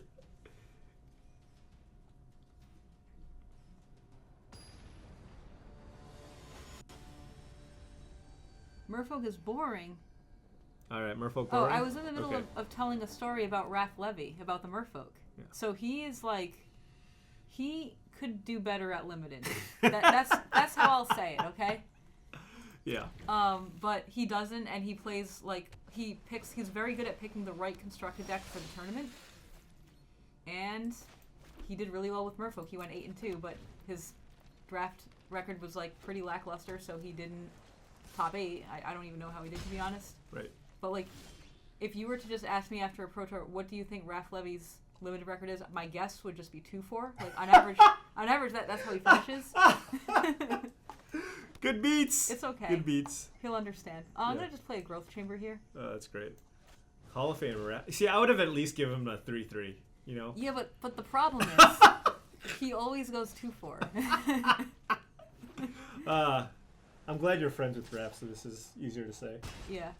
I just talked to him today, actually. Oh, okay. Does he have all the counters? Probably. Because I could lightning strike. I think you just have to run Yeah, I stuff into think I just want to play the guy. Well, you also want to play a 3-drop, so next turn you can go lightning strike, Growth Chamber Guardian. Also, that's fine. It's still lightning strike range, although he probably has dive down by now. Something. Is it because some pros don't like limited? Well, for Raph, it's like a different. Like some players are just better constructed than limited. But on top of that, Raph has like a family and a full-time job. It's really hard to get in like all the reps necessary to like really get limited down perfectly. This chain roller is kind of not feeling the chain whirler. This one's a little rough. I mean, I think I'm going to chain whirler light up the stage here, because I'm pretty sure he just has dive down. Yeah, but aren't we just dying? Oh yeah. Like, don't we just have to go for it? Oh, we are dying. Okay, I just. Oh, you're saying we have to go for the lightning strike? What I'm saying is like the way we win is having this lightning strike resolve and playing where that spell pierce and not dive down. So I would run lightning strike first, then play Growth Chamber Guardian. All right. And if they have a dive down, yeah, they have a dive down. that is reasonable. Right. But I don't know how we're really beating the 4/4. If they have dive down, we're just dead here. Well, we can hit. Nice. All right. And then All go to right. chambers. Yeah. Okay. Well, next turn, yeah, They you must light up have the stage. Spell Pierce I mean, then. you have Collision Colossus. You can try to hit. Yeah, it feels like they have a Spell Pierce there. Mhm. Yeah, it seems like they had Spell Pierce for sure. Strike plus Chain Whirler. We do not. Oh, you mean this coming up turn? Yeah, we're just gonna attack and try to light him And up. this This is a trickster. Okay, so now there's a we window could drop here. Crawl Harpooner here. Crawl Harpooner would be good. Let's Yeah. go. We can even just cast light. Yeah, you can just cast the light at the stage. Right. I mean, I could still play. This is a really good window to resolve this light up the stage and find the answer for that Tempest Gen. Yeah, I is all can I'm play it saying. with Goblin Chain Whirler anyway, though. Like I can go. What I'm with saying Chain is Whirler. you can play the Chain Whirler, but you can't play Crawl Harpooner or Collision Colossus. Yes, that this is turn. correct. So I don't know what's better. Yeah, I don't know. I mean, having an extra body is good, but like Tempest Gen, like this is The deck also plays Shock. this might be our best chance to hit Tempest Gen. All right, I'm sold. I'm sold. I'll add this mana. Come on, answer! Answer! Yes! All right, we do the answer. I don't really want to play the Stomping Ground though. Look at that. You just got to put yourself in the position to maybe win. We're still not ahead here, but Oh, you know. definitely not. Yeah. How many growth chambers? All right, there was only 2, so there's still a couple left. Okay. Oh, wah. Yep. Ooh. Okay, so now we can see if he has dive down. So I would go. I can attack first and see if he blocks. Or you dive can go downs. Chain Whirler to try to bait a counter. Yeah. Right? Because they don't have Quench. Yeah, I like that. Yeah.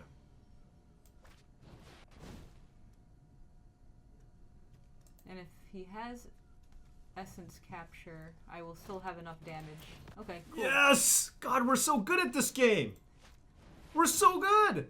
All of your plays have been correct. Yes, let's fight this creature. And then we should attack. And we should also play the Stomping Ground that I'm going to lose next turn. Right. Let's not pay 2 life, no. That's why we're on the play design team. I saw someone ask a question about can you be on play design if you have not played competitively, and like the answer is like really no. You have to have competitive background. You have to like be able to be very good at evaluating the power level of cards. That's part of the job. And just being able to create decks and play them at a proficient level. So yeah, I mean that's part of the job. I mean now you can work in R&D without definitely. actually being good at Magic. Yeah. But in order to actually just specifically for play design, like you have to be good at Magic.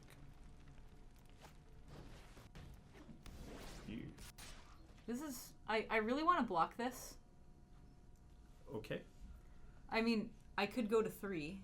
Yeah, I mean, and I died to like you a lot can. of things. Yeah, I mean, I guess we have a Phoenix to play next turn too. Yeah. Is that a burn at R&D? No. The things that that's people required just have to be different skills. to be good at. For example, I could not do what people in R&D like. I don't have the creativity, that a lot of the people who work at R&D have. So like, I would not be able to come up with these like wonky build around cards or whatever. Oh, you didn't attack? No. Okay. I am playing around like Trickster. This will fall off if he doesn't attack. So. Well, that's fair. That's good. Can you explain the difference between R&D and play design? Play design focuses primarily on balance. That's not to say play design members don't create cards or anything like that. I mean, we're on set teams and do all that stuff. But primarily, our focus is to make sure we get standard. We put standard in a very good spot. So, we test balance. We test limited. We look for holes in the format. We look to see if certain strategies are succeeding or not. Then we can help craft cards to make certain strategies succeed.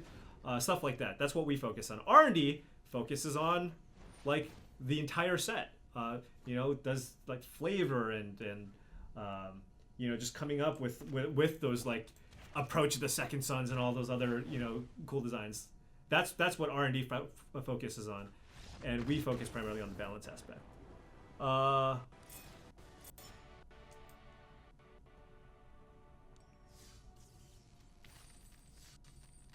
I won a gold card. It's a rare. That is true. I that wanna is a true storm fact. the vault. I have me, you, and Luis Scott Vargas combined. We have 11 Mythic Championship top eats. Wow. That was just a dagger at you, right? It was. It was. Luis has 10, Melissa has 1, and I have 0. That's just messed up. I would have lost that game so bad. That was a tricky game. We had to play super tight. I've been playing a lot of standard recently, by the way. So. Yeah, I don't think I would have made the same plays that Paul did. Mono red? I think we're favored, right? We have just bigger things. Well, that one probably gets shot. Yeah, I mean, I think it's fine. I think we're overall favored, but we do have the Stomping Ground, Yeah. which is like a free burn spell for them. Luis is pretty good at eating burritos. Oh. Like, I'm Oh, look what happened. Oh, yes!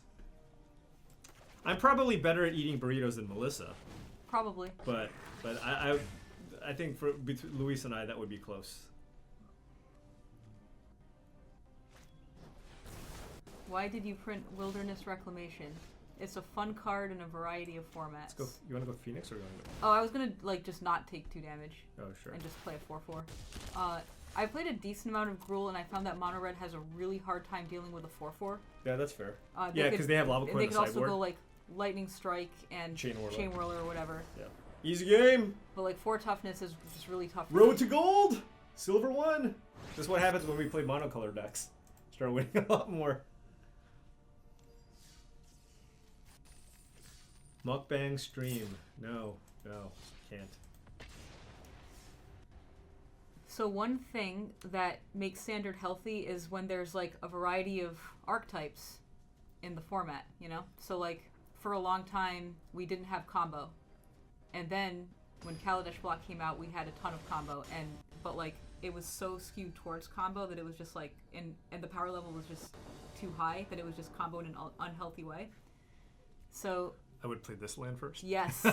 So going forward, we're trying to balance it out more and just have like a more balanced variety of decks, and that includes combo decks. Right. So yeah, we don't want to be in a world where it's all aggro decks or all mid-range decks. I think it's nice it's really hard to get to this spot, by the way.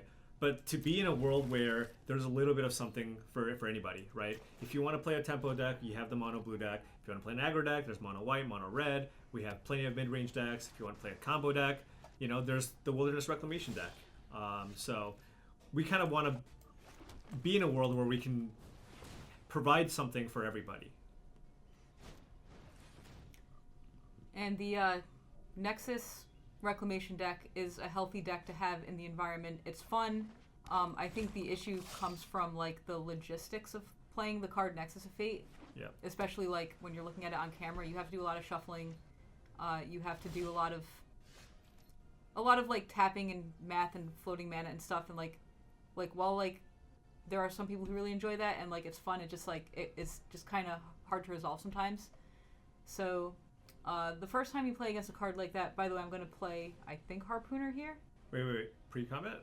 No. I'm just like I'm just talking about my attack. Like yeah, I would attack first. Like, see if they have a Trickster. So you can shock. so I could shock first and then just play around Trickster, because like if I just attack, he'll just play Trickster and block, and I can't pump. Right. Well, you can just shock it though. I can just shock. You can just shock it and then play light up the stage or something. Yeah. Okay. I guess I can just wait. Yeah, you're right. They might also just tap you for it. Okay, no.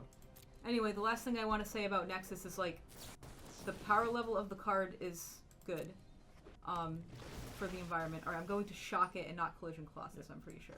Yeah, I like shocking this, and I actually just like playing Harpooner. What do you think? Just to have more pressure? Because you have Collision Colossus, and if they do play like a I have to Tempest shock Gin, anyway, yeah, so I'm playing something right. here. Yeah, so I think I just like and pressure. no matter what he plays, the Collision Colossus stops his blocker. Exactly. And anyway, I was probably making a good point. I forgot what the point was, kind of, but oh yeah, like I think it was about the Nexus of Fate. Like the power level is good, and it does like good things for Standard as far as like increased diversity, and it's not dominant by any means. But the problem comes from just the shuffling. Yep. And like for example, and I thought the arena problem. I think like the fact that you can like rope people out on arena because you can just like never win. Yeah, and that's bad. Arena was not a thing when we were making this card. Yeah, I mean, honestly, like, I thought Shaheen's deck was really cool. It was just like a Sultai deck with 2 Wilderness Reclamations just as a way to kind of generate mana. That was kind of the intention of the card. And then people found a way to, like, you know, play stuff like Nexus Estate with it or whatever. Yeah, so I want a Collision Colossus here. Well, let's see what they... I mean, I think we're okay with the trade here. I could also just pump the Growth Chamber. Right. Well, let's see what they target. Yeah, I think we just let it resolve. If they target Growth Chamber Guardian, you pump it. They're not gonna target that, right? If they target that, that's really silly. Okay. Yeah. Well, I guess that's the only thing they can target. So you already attacked, so yeah, just pump it up. Yeah, yeah. And then you can still light up the stage. Works. They're probably gonna just block the Harpooner. What can they is do even here? happening here? They just want to opt. The sequencing here seems kind of suspect. All right, let's see. Blah blah blah.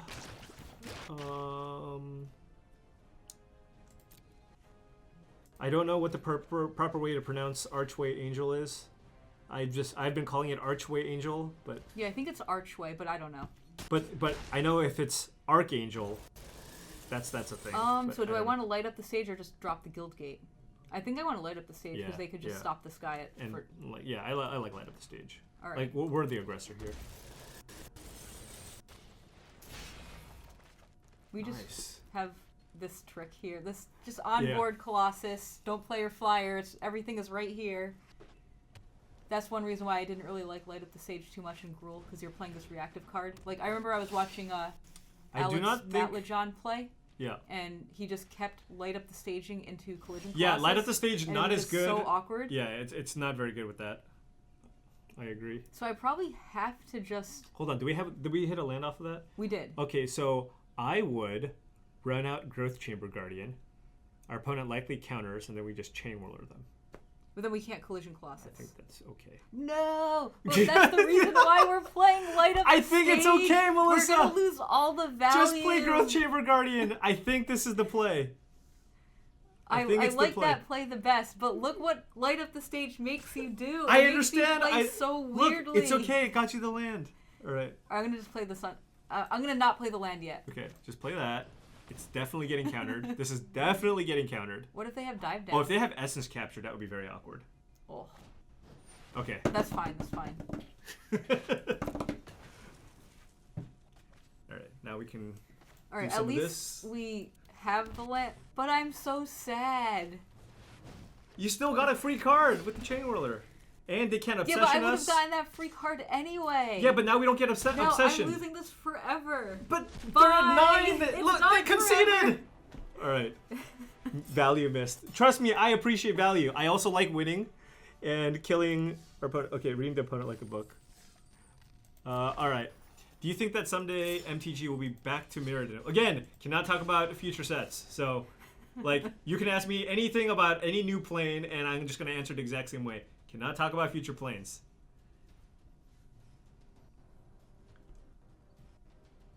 Why not Colossus debate the counter? Because it's really important to have a permanent advantage against the mono blue deck. So you want them to use a counter on one of your things and then resolve another permanent. Oh, this is a weird hand. I haven't had a hand like this before. It's so, like, reactive. I guess I'm going to keep it, but do I actually keep this? I think you keep it. I don't know. I hate to mulligan this hand. This looks like a mono red hand. Yeah, I'll just keep it. You'll draw Growth Chamber Guardian. It'll be good. Maybe they're playing mono blue and I'll just shock all their stuff. Can you talk about your ideas behind the creation of Smothering Tithe? I think that card was more specifically created for, like for Commander. Yeah. Commander, because it triggers on every opponent's turn. So it triggers whenever any opponent draws a card. Okay, yeah. So we thought that it would be like an interesting card for Commander. I'm supposed to just do nothing, right? Because they're just going to play a creature. Yeah, especially with Mountain. And I can get value off of this since we think they're mono red.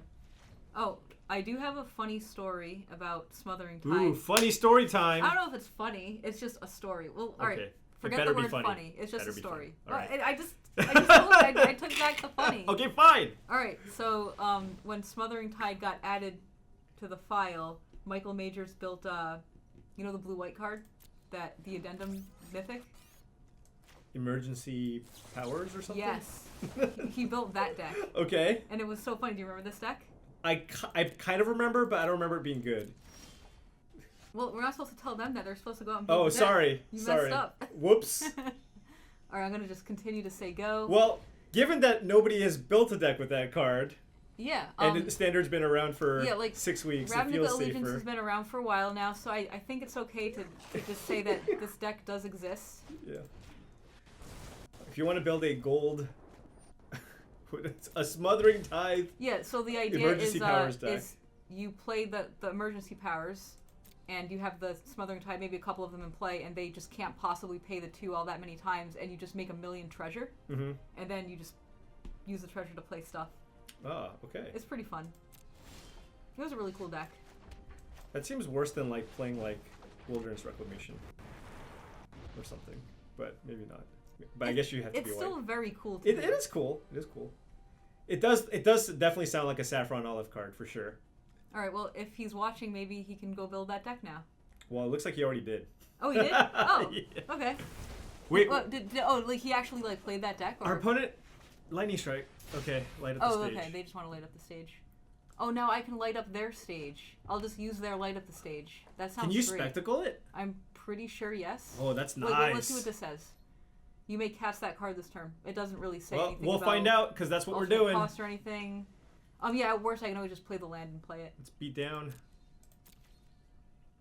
We will light up their stage.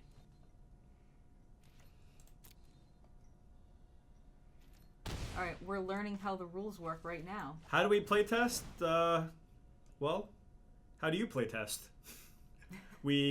I mean, we're obviously a lot more structured. You know, we'll identify, cards that look powerful, try to build decks around those cards, assign those types of decks to different people.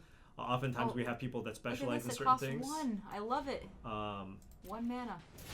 And yeah, so that's what we do. I mean, we won't spend as much time just really getting like super like into the weeds in terms of like, hey, what's like the ideal, combination of removal or whatever. We just want to make sure that like we're putting all the cards that we're looking to test, to good use. Ooh, this is nice. This hand really developed. I'm just gonna say. Yeah, the light up the stage helped a lot. Thank you, opponent.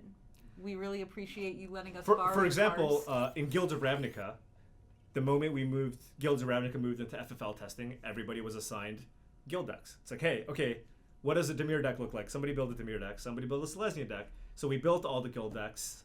Same thing with Ravnica Allegiance. And once Ravnica Allegiance came out, we were like, all right, let's also look at 3-color combinations. So we did a lot of stuff like that. I mean, again, it's very similar to how people in the real world test, except, we're not going to be testing 50 games against each other to get tweak all the cards. We just want to make sure that the play pattern is fine and that the cards are just at the right rates. So if we think a deck is fine, then we just don't really have to play with that deck that much anymore. Especially, there are a lot of decks that just kind of build themselves. So if we're like, oh yeah, this seems like a reasonable deck, this seems like a cool deck to have. For example, if we just have this white weenie deck and we're like, all right, this deck seems fine, we don't have to continue jamming white weenie against a million things. Unless you want to play against a stock aggressive deck. Did I build the blue-white deck? I'm just attacking here. I'm going to see what... Oh, our opponent didn't do anything. Oh, I did not expect this. I'm not going to play the... Do I have to just play the Colossus here? I'm going to lose it. I mean, it's extra damage. Yeah, but I'm just... our opponent has to have Lightning Strike, right? So I just play it on the Phoenix? Well, no, I wouldn't do it on the Phoenix. I would do it on anything that's not the Phoenix. Only because I don't want... The Phoenix is one of the most important threats in the matchup. So I don't want them to use a removal spell on the Phoenix and then kill the egg. Yeah, I would target the Daredevil because of Chain Whirler. So I hate to say this, but I think actually just playing the Colossus is just not correct here. Our opponent knows about it. I mean, that's also possible. Whatever I do, I will just get blown out. I'm just not going to play anything. Just see what he does. Can I give a very concrete example of an adjustment you made to a current standard played card? Yeah, we talked about the gates, the Plaza Harmony. What is it called? Harmony Plaza. Plaza of Harmony. Plaza of Harmony. We were still trying to figure out whether or not we wanted that card to be a gate. We tested it in the gate deck, and we were like, oh, this is the interaction between that and I mean, you brought up Circuitous Route, but even Open the Gates was really strong. Oh yeah, Open the Gates. Open the Gates to get that card was really strong. So that was a little adjustment we made because it's still playing the Gates deck. It's a reflecting pool for Gates, very powerful card, gains you life. did not want that card to be tutorable. It's already very strong, right? That card's already amazing. How much lore do we get? We have access to as much lore as we want. We just have to actively look for it, which we honestly don't do very often. Oh, we get access to all the lore. Yeah, we have. If I want to know the lore about whatever set we're working on, I can go ahead and ask. But it's not like super relevant to me, so I don't go like especially out of my way. I killed the creature instead of his face because the only way that I can lose this game is if Frenzy. our opponent goes Yep. nuts with a Frenzy. with this Yep. and chaining spells. Yep. You've gotten into an argument over whether or not circuitous route is strictly better than vegetation. It's clearly strictly better than explosive vegetation. I don't. Anybody who argues is just being contrarian. Explosive vegetation with more stuff added to it. Right. It's like District Guide is better than Civic Wayfinder. Although, is District Guide an elf? Maybe that's like it's an legitimate. elf, but I'm not totally if sure. it's not an elf, that's like a legitimate thing. All right, we're gonna open another pack. Boom. All right, here we go. Are we ready? We get District Guide's an elf. All right, strictly better. we get a Ravager Worm. Ravager Nice. Worm, nice. I could use a Ravager Worm. I was really hoping for a Domri as my Mythic because I really want to build a Domri deck. Oh, I didn't mean to do that. That was I a mean, you mistake. still got a Mythic. Anytime you get a Mythic, pretty Yeah. good. And Yeah. I still have another pack to win. It'll probably be a Domri. I do have a lot of Ravnica Allegiance cards. I'm running out of stuff. Have to you open. lost with this yet? I don't think so. I don't remember losing, but Yeah. I could have. I'm not sure. Story I of think Melissa's life. I don't remember losing. Yeah. I mean, I lost a lot with that Angels deck. That Angels deck was like just very Yeah. medium. I took a 16-year break. I've heard Shock and Fetch lands in the same standard. Oh, your opponent goes. When was Shock sure. and Fetches? Was Shock Fetch a thing? Let's see. Fetches were in Onslaught Standard, Con Standard. Shocks were in Ravnica. Yeah, I don't think they ever overlapped in Standard. I don't remember if that was a thing. They were in Extended, I guess. Yeah. Look at all these Crawl Harpooners. This is just like way too many. Can you please talk about a card that we've never seen and say something about why it didn't make it? Nope. Nope. Because we might make it again in the future. You know, it's I think possible. I'm losing this game. I will say the worst matchup for Gruul is Sultai midrange. Mm-hmm. They just have a lot of removal and they just outvalue you. And you can't beat this draw. Yeah, yeah. Did original Zendikar have Fetch Shock? I don't actually remember. I actually had a 5-year break where I lived on a nice Caribbean island and did not play much Magic. And in I that time forgot span, this card was in our deck. Oh yeah, I think we are okay to move on to the next game here. I agree. See, easy. The best of one experience. I don't like this game. Let's move on. What is an average day like as an R&D team member? Now, R&D or play design, very different. Average day for play design would be, you come into the work, look at a lot of the changes that were made, and then some play testing, maybe a draft, maybe a stream. We also keep up with real world standards, so we read articles. Couple of meetings here and there, and I would say that's about an average day. The stream is only once a week, but it's a good amount of play testing. We also have meetings, of course, to once we figure out the results of our play testing, we'll have meetings to adjust cards, and again, some play testing drafts. I mean, look, it's a fun job. I'm very happy. Definitely. Yeah. How up to date are you guys with memes? Donald Smith is our resident meme expert. He's the youngest one on our team, Yeah, I think so he knows all the He makes memes. sure that we are in touch with the memes. Right. Like, if we didn't have him, we'd probably just not keep in touch with the memes very much, I would guess. He has lowered the average age of play design by maybe an entire year by himself. Yeah. He's like 23? Something like that. He might be 24 now. I don't know. Yeah. Like, somewhere between 23 and 24, probably. Has your job finally impressed Lisa? Everybody knows nothing impresses Lisa. Oh, no, that's so no. sad. I'm gonna play a guy. His name is Gruul Spellbreaker. How likely are we to get a dabbing planeswalker? I don't know if an artist will try to run that, but I don't know if creative will be like, put in the description. This is a planeswalker. He's in touch with the memes, and he's just gonna dab. I don't know if that's gonna be a thing. Donald Smith is dope. He was such a nice person to meet. Glad to say he's a Louisiana rep. Oh, were you at? Did you see him at in Cleveland? Mythic Championship Cleveland? Or Magic Fest Cleveland. He was kind of running around everywhere. Yeah. Oh, we're just getting beaten down here. Look at all the stuff. It looks He's like attacking we're doing us, fine. I guess. We'll block and he'll shock it. That's fine. How likely are we to get a Kyle Planeswalker? Pretty unlikely, I would say. Spellbreaker, not female? I don't actually know. Yeah, maybe. It could pass for either, I think. Can't really tell.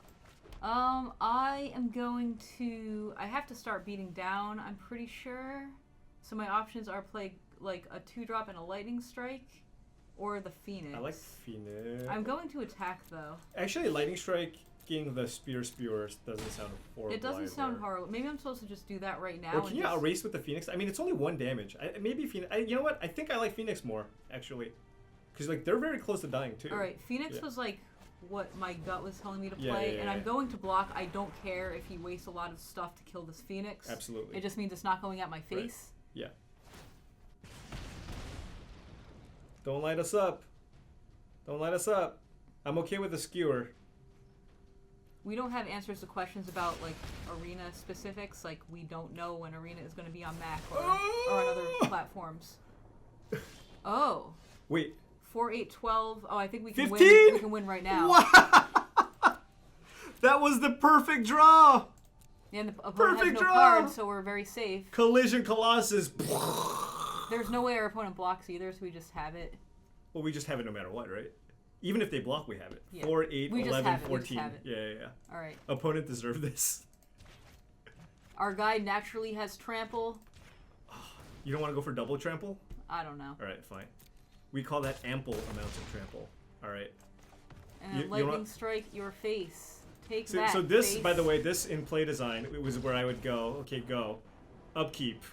Lightning strike you. That's what Ian Duke does. Does he? Look, you gotta have fun in playtesting too. That's just the way I like it. But like the thing is, that wasn't him having fun in playtesting. That was he really believes that's the right play. If they're hellbent.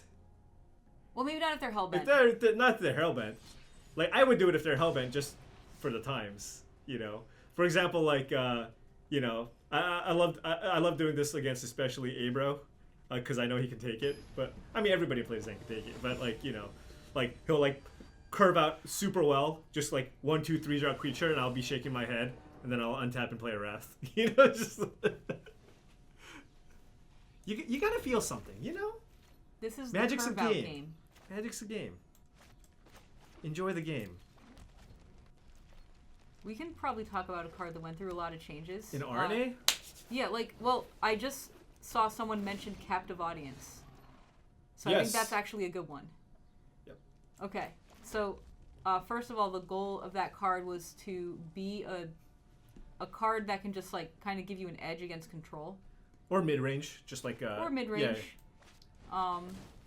So we had a card that had 4 modes, like Demonic Pack-like, and originally it actually had sorry. Yeah. can't be countered, because we thought that was really important against control. The card went through like a ton of like tweaks, like how many zombies does it make? 5? Yeah, I mean at one point it was like absurd, where it was like can't be countered and cheaper, but it was just like way too good then. But anyways, it's in a basically we ultimately ultimately we were like, if this ends up being like an actual like I'm gonna just play this. I think I can get more value out of Chain Whirler later. Card that people play in I a just lot, want to have a 4/4. like that's heavily played. Is it actually going to be fun? And I think we ultimately said no. Like if this is just like a 4 of, so that's kind of we ended up where we are at now. You know, one thing I was a little bit sad was did you watch the Tom Ross match? No. Oh no. So are they saving the Dauntless Sense, the Snubborn? Yes. Oh no, no, it's Loxodon. It's Loxodon for sure. It's oh, Loxodon they're for playing sure. Loxodon. It's Oh, Loxodon that's for sure. That's a shame. Yeah. We missed out then. Yeah. Oh! Oh, great. Oh, yes! Yes! So another thing about the captive audience is another thing that we have to be mindful of is do the words on the card fit on a card? Right. And ooh, good draw too. Oh, nice. And they did not fit on a card. Like, it was not close. Yeah. So we had to like iterate, and we eventually took off can't be countered. Yeah. So now it's more of a. It's not really great against control anymore. It's more of a. I would say it's a mid-range mirror breaker. If you have some kind of ramp strategy with this as an option, it could be pretty powerful. If you go like, circuitous route into this, for example, it is still pretty strong. But one interaction that people are not very familiar with is when you cast it, it's kind of like a curse. Yeah. You give the opponent ownership of this enchantment.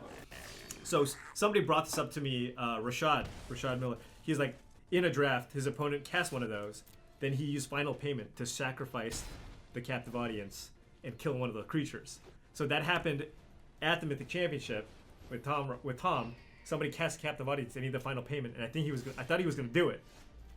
But it's an interaction that you don't see very often. So he didn't end up doing it, and I was just like, oh no, I'm so sad. Like, I just really wanted to see him do it. I am not totally sure what to do here. I'm contemplating this with haste, which is lethal, and he has to make weird blocks. But I also could get the Siege Gang out. Like, I don't see how you can lose if you play Siege Gang. I also don't see how I can lose if I play Grill Spellbreaker with haste. Good point. To answer the viewer's question about, like, did we really take off the card because it doesn't fit? Like, that's a real thing. Like, sometimes cards just don't fit. We can't just put whatever we want on cards. So yes, we decided, like, we didn't just say, oh, it doesn't fit, just take this off randomly. No, we did give it a lot of consideration. Which ability do we remove? And we also strengthened it in other ways. Like, originally the card made 4 zombies. I believe it makes 5 now, right? Sure. So we just gave it another zombie. Like, we didn't just be like, oh, we need to remove a card. We need to remove an ability. Let's just remove the first ability because it's right there. No, it wasn't really like as easy as that. So Basilica Bellhaunt was also a card that went through a lot of iteration, and it was mostly for limited. It was weird because it's part of that CCDD cycle of uncommons, very very powerful, like signpost uncommons or whatever, and it went through a lot of different options. There was a short period of time where it was like a mini Ghost Council, not quite as good as Ghost Council. It did a lot of different things here and there. Ultimately, we settled on this for balance for limited. We're like, hey, this is like a reasonable limited card, but it's not like completely backbreaking. And then what's funny is we designed it specifically kind of for limited, but it's actually the card that's seeing the most play in constructed. Yeah, well, we did give it a 4th toughness. Right. To give it a little push to give people an option to play it in constructed. Right. But if you were to poll me and be like, hey, what are the cards of the cycle? What's the most likely card that you'll see in constructed? I would not have had that card at the top of the list, right? Of the RNA ones, let's see. Like, there was Frilled Mystic. Like Frilled Mystic, I was like sure would see constructed play. Sunder Shaman maybe. I was like I guess I would give Sunder Shaman. Would I? Yeah, I think. I don't know. Gruul has a lot of really great 4s. That's true. That's true. You have I would play Domri over Sunder Shaman. What else is there? There's the 4/3 flyer. That's probably not a constructed card. Yeah. I would give the Bellhaunt over 4/3 flyer. Like, for a 4-drop, like, you really need to get some value. Oh, and do I want to cast my opponent's Thought Eraser? I think. And there's the Rakdos Firewheeler. That's a reasonable card too. Yes, definitely. Right. So I would have had it 3rd. Like, I would have had Rakdos 2nd and the Bellhaunt 3rd, I think. Right, and Frilled Mystic 1st. Yeah. Yeah. I want to play a guy.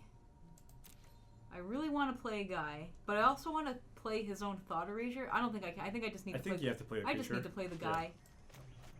He doesn't know about Light Up the Sage, which is really important. I think Thunder Shaman having Trample would make it too oppressive and limited. Does this just get exiled? I think it's important to be able to at least chump block it, and giving it Trample just makes it basically unstoppable. Like, you just attack, it can't be blocked, and then you hit them, and then you kill their Law Mage's Binding. Like, it's just...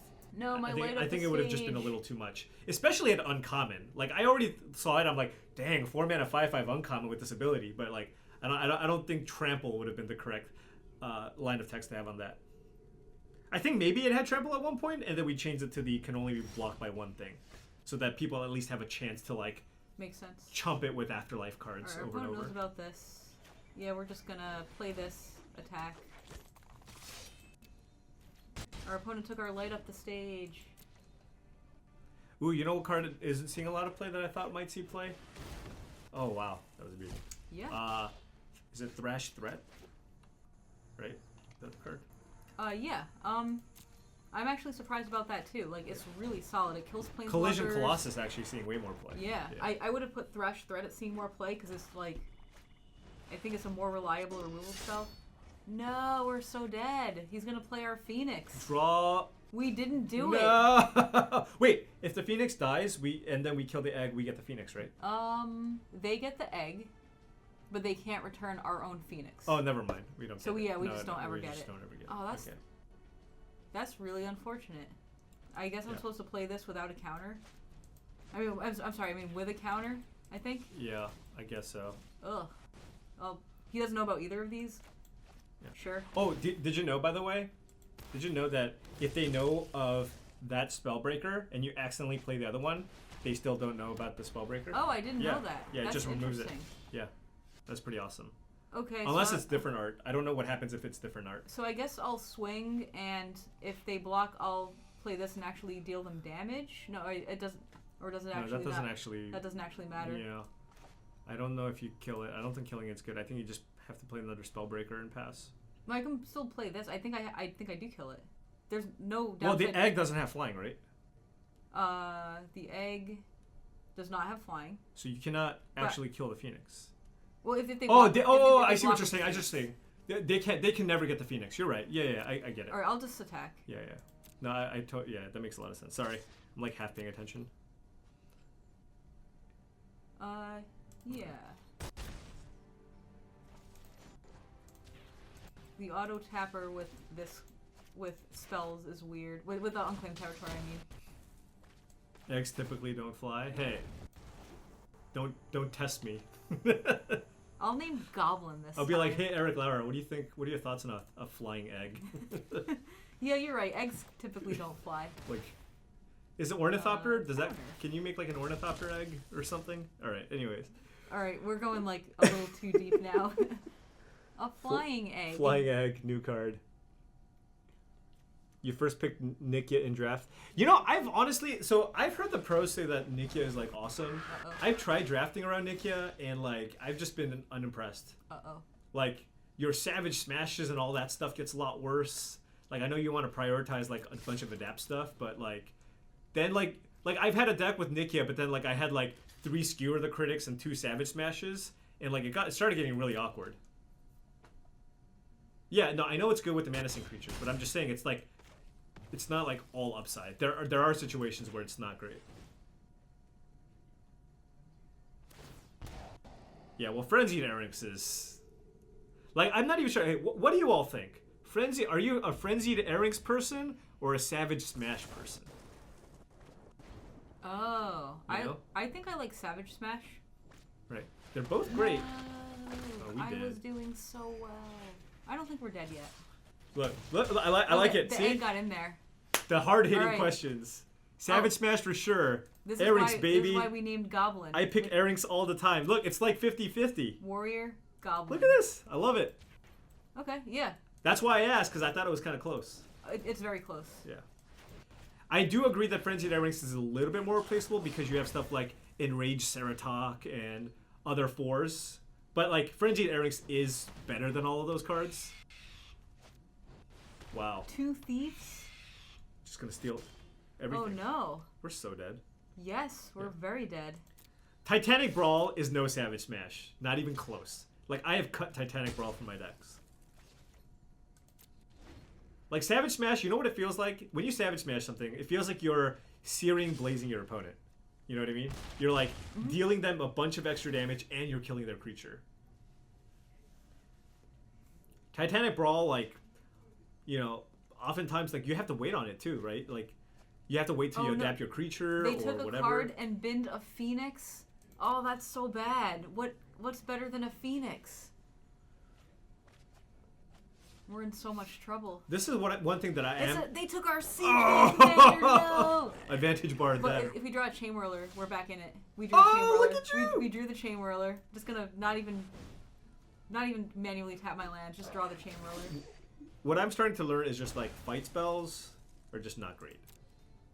Like well, I think they are sometimes. I think instant fight spells are fine. Instant fight and like something like Savage Smash where you're pumping your right. That's what I mean. Yeah, I'm saying just like Prey Upon or whatever is not great. It's you need to be able to pump your creature in some way. Like Hunt the Weak is a fine card, or Savage Smash is a great card. But just straight like Pit Fight, like nobody played Pit Fight or whatever. Oh sure, yeah. Yeah, you need some kind of upside.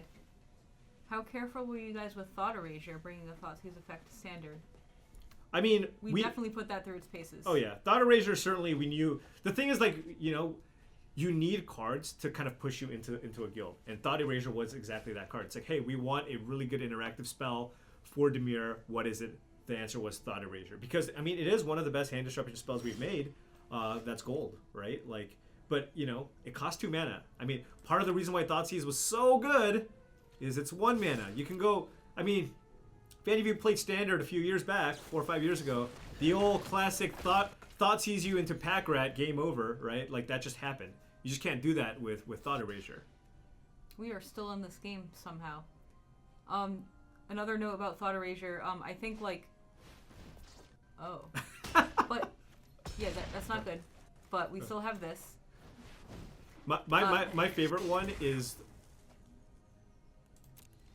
the drill bit. Oh sure. Drill bit is the perfect example. I remember that this was great. So drill bit was in the file in R&A, and we saw the card, and I mean I think almost everybody was like, this card is insane. It's not testable. Yeah, we were like, drill bit. This is Thoughtseize without taking damage. This is untestable. And then we tested it, and we're like, okay, it's fine. But like, that's an example to show you that even us, we can get things wrong all the time. We get things wrong all the time, and then we have to put the cards through its paces. Because when you look at Drillbit, you always just look at the upside. You're like, well, I'm always going to hit them. And then I have this 1 mana thing. But it's like, yeah, what super aggro deck is also going to want to play like their 1 mana black creature into the Drillbit? It doesn't happen exactly the way you planned it. So. And we're dead. All right, last thing I want to say about Thought Erasure. So Thoughtseize, too strong for standard, but like a 2 mana they discard a card with no other upside is too weak for standard. So we had to find like the right balance of like what kind of upside you can get on your 2 mana discard a card. Yeah, like Distress, and slightly Surveil, too weak. yeah, exactly. Distress is too weak, but Surveil, that was like a really nice upside, and it's obviously seeing a lot of play. Yeah, and I don't think anybody's going, man, Thought Erasure ruining standard or anything like that, right? I think it's like, oh, this is the card that I want that's going to help me solve a lot of the issues that I have. And specifically for Dimir, right? Because Dimir is not able to answer a variety of permanents sometimes, right? Like, Dimir is not very good at answering enchantments. Right. So, like, you know, the way you deal with those threats is in the form of hand disruption and counter magic. And, you know, Thought Erasure kind of fits slots perfectly. Like, how does Blue-Black deal with Experimental Frenzy? It's like, well, you got to counter it, or you got to have that Thought Erasure. All right, so we finished. Did you hit gold? Oh, I don't know. How do we find out? Profile? I go to my profile. Oh, I yes, did. we did. Nice. Cool. All right. You didn't win that game, right? I did not win that game. You did not win that game. Did It's not okay, win that but we game. did hit gold. So we did win a lot of we games went from with silver the to gold gold, deck. so that was great. And we hit all you hit all of your little goals for. Yep. Your I gold still coins. have another pack to win this week. Great. Right.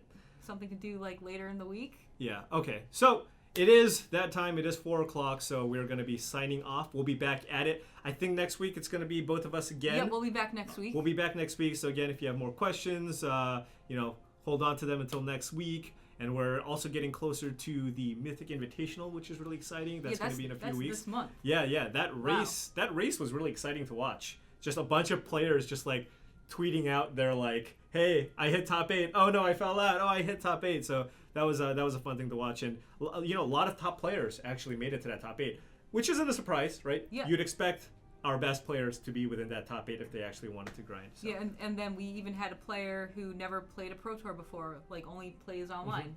Mm-hmm. Who made it. So, you know what? That's really what cool. I'm really excited to see, just the future and the evolution of what happens with Magic, because we're moving into a world where we're really pushing the esports thing, where it's like, all right, we're just going to attract a lot of people, even from other games, right, who are now going to try to play Magic because of, all the potential that there is, by playing Magic competitively. So we'll be back at it next week. Thank you all for watching. Are we rating anybody this time around? Kenji's up next. Oh, cool. It looks like Kenji is up next, so I don't know if anybody knows who that guy is. So but stay tuned and watch Kenji. Stay tuned and watch Kenji Numatanami. Thank you for watching, and we will see you all next week. Bye.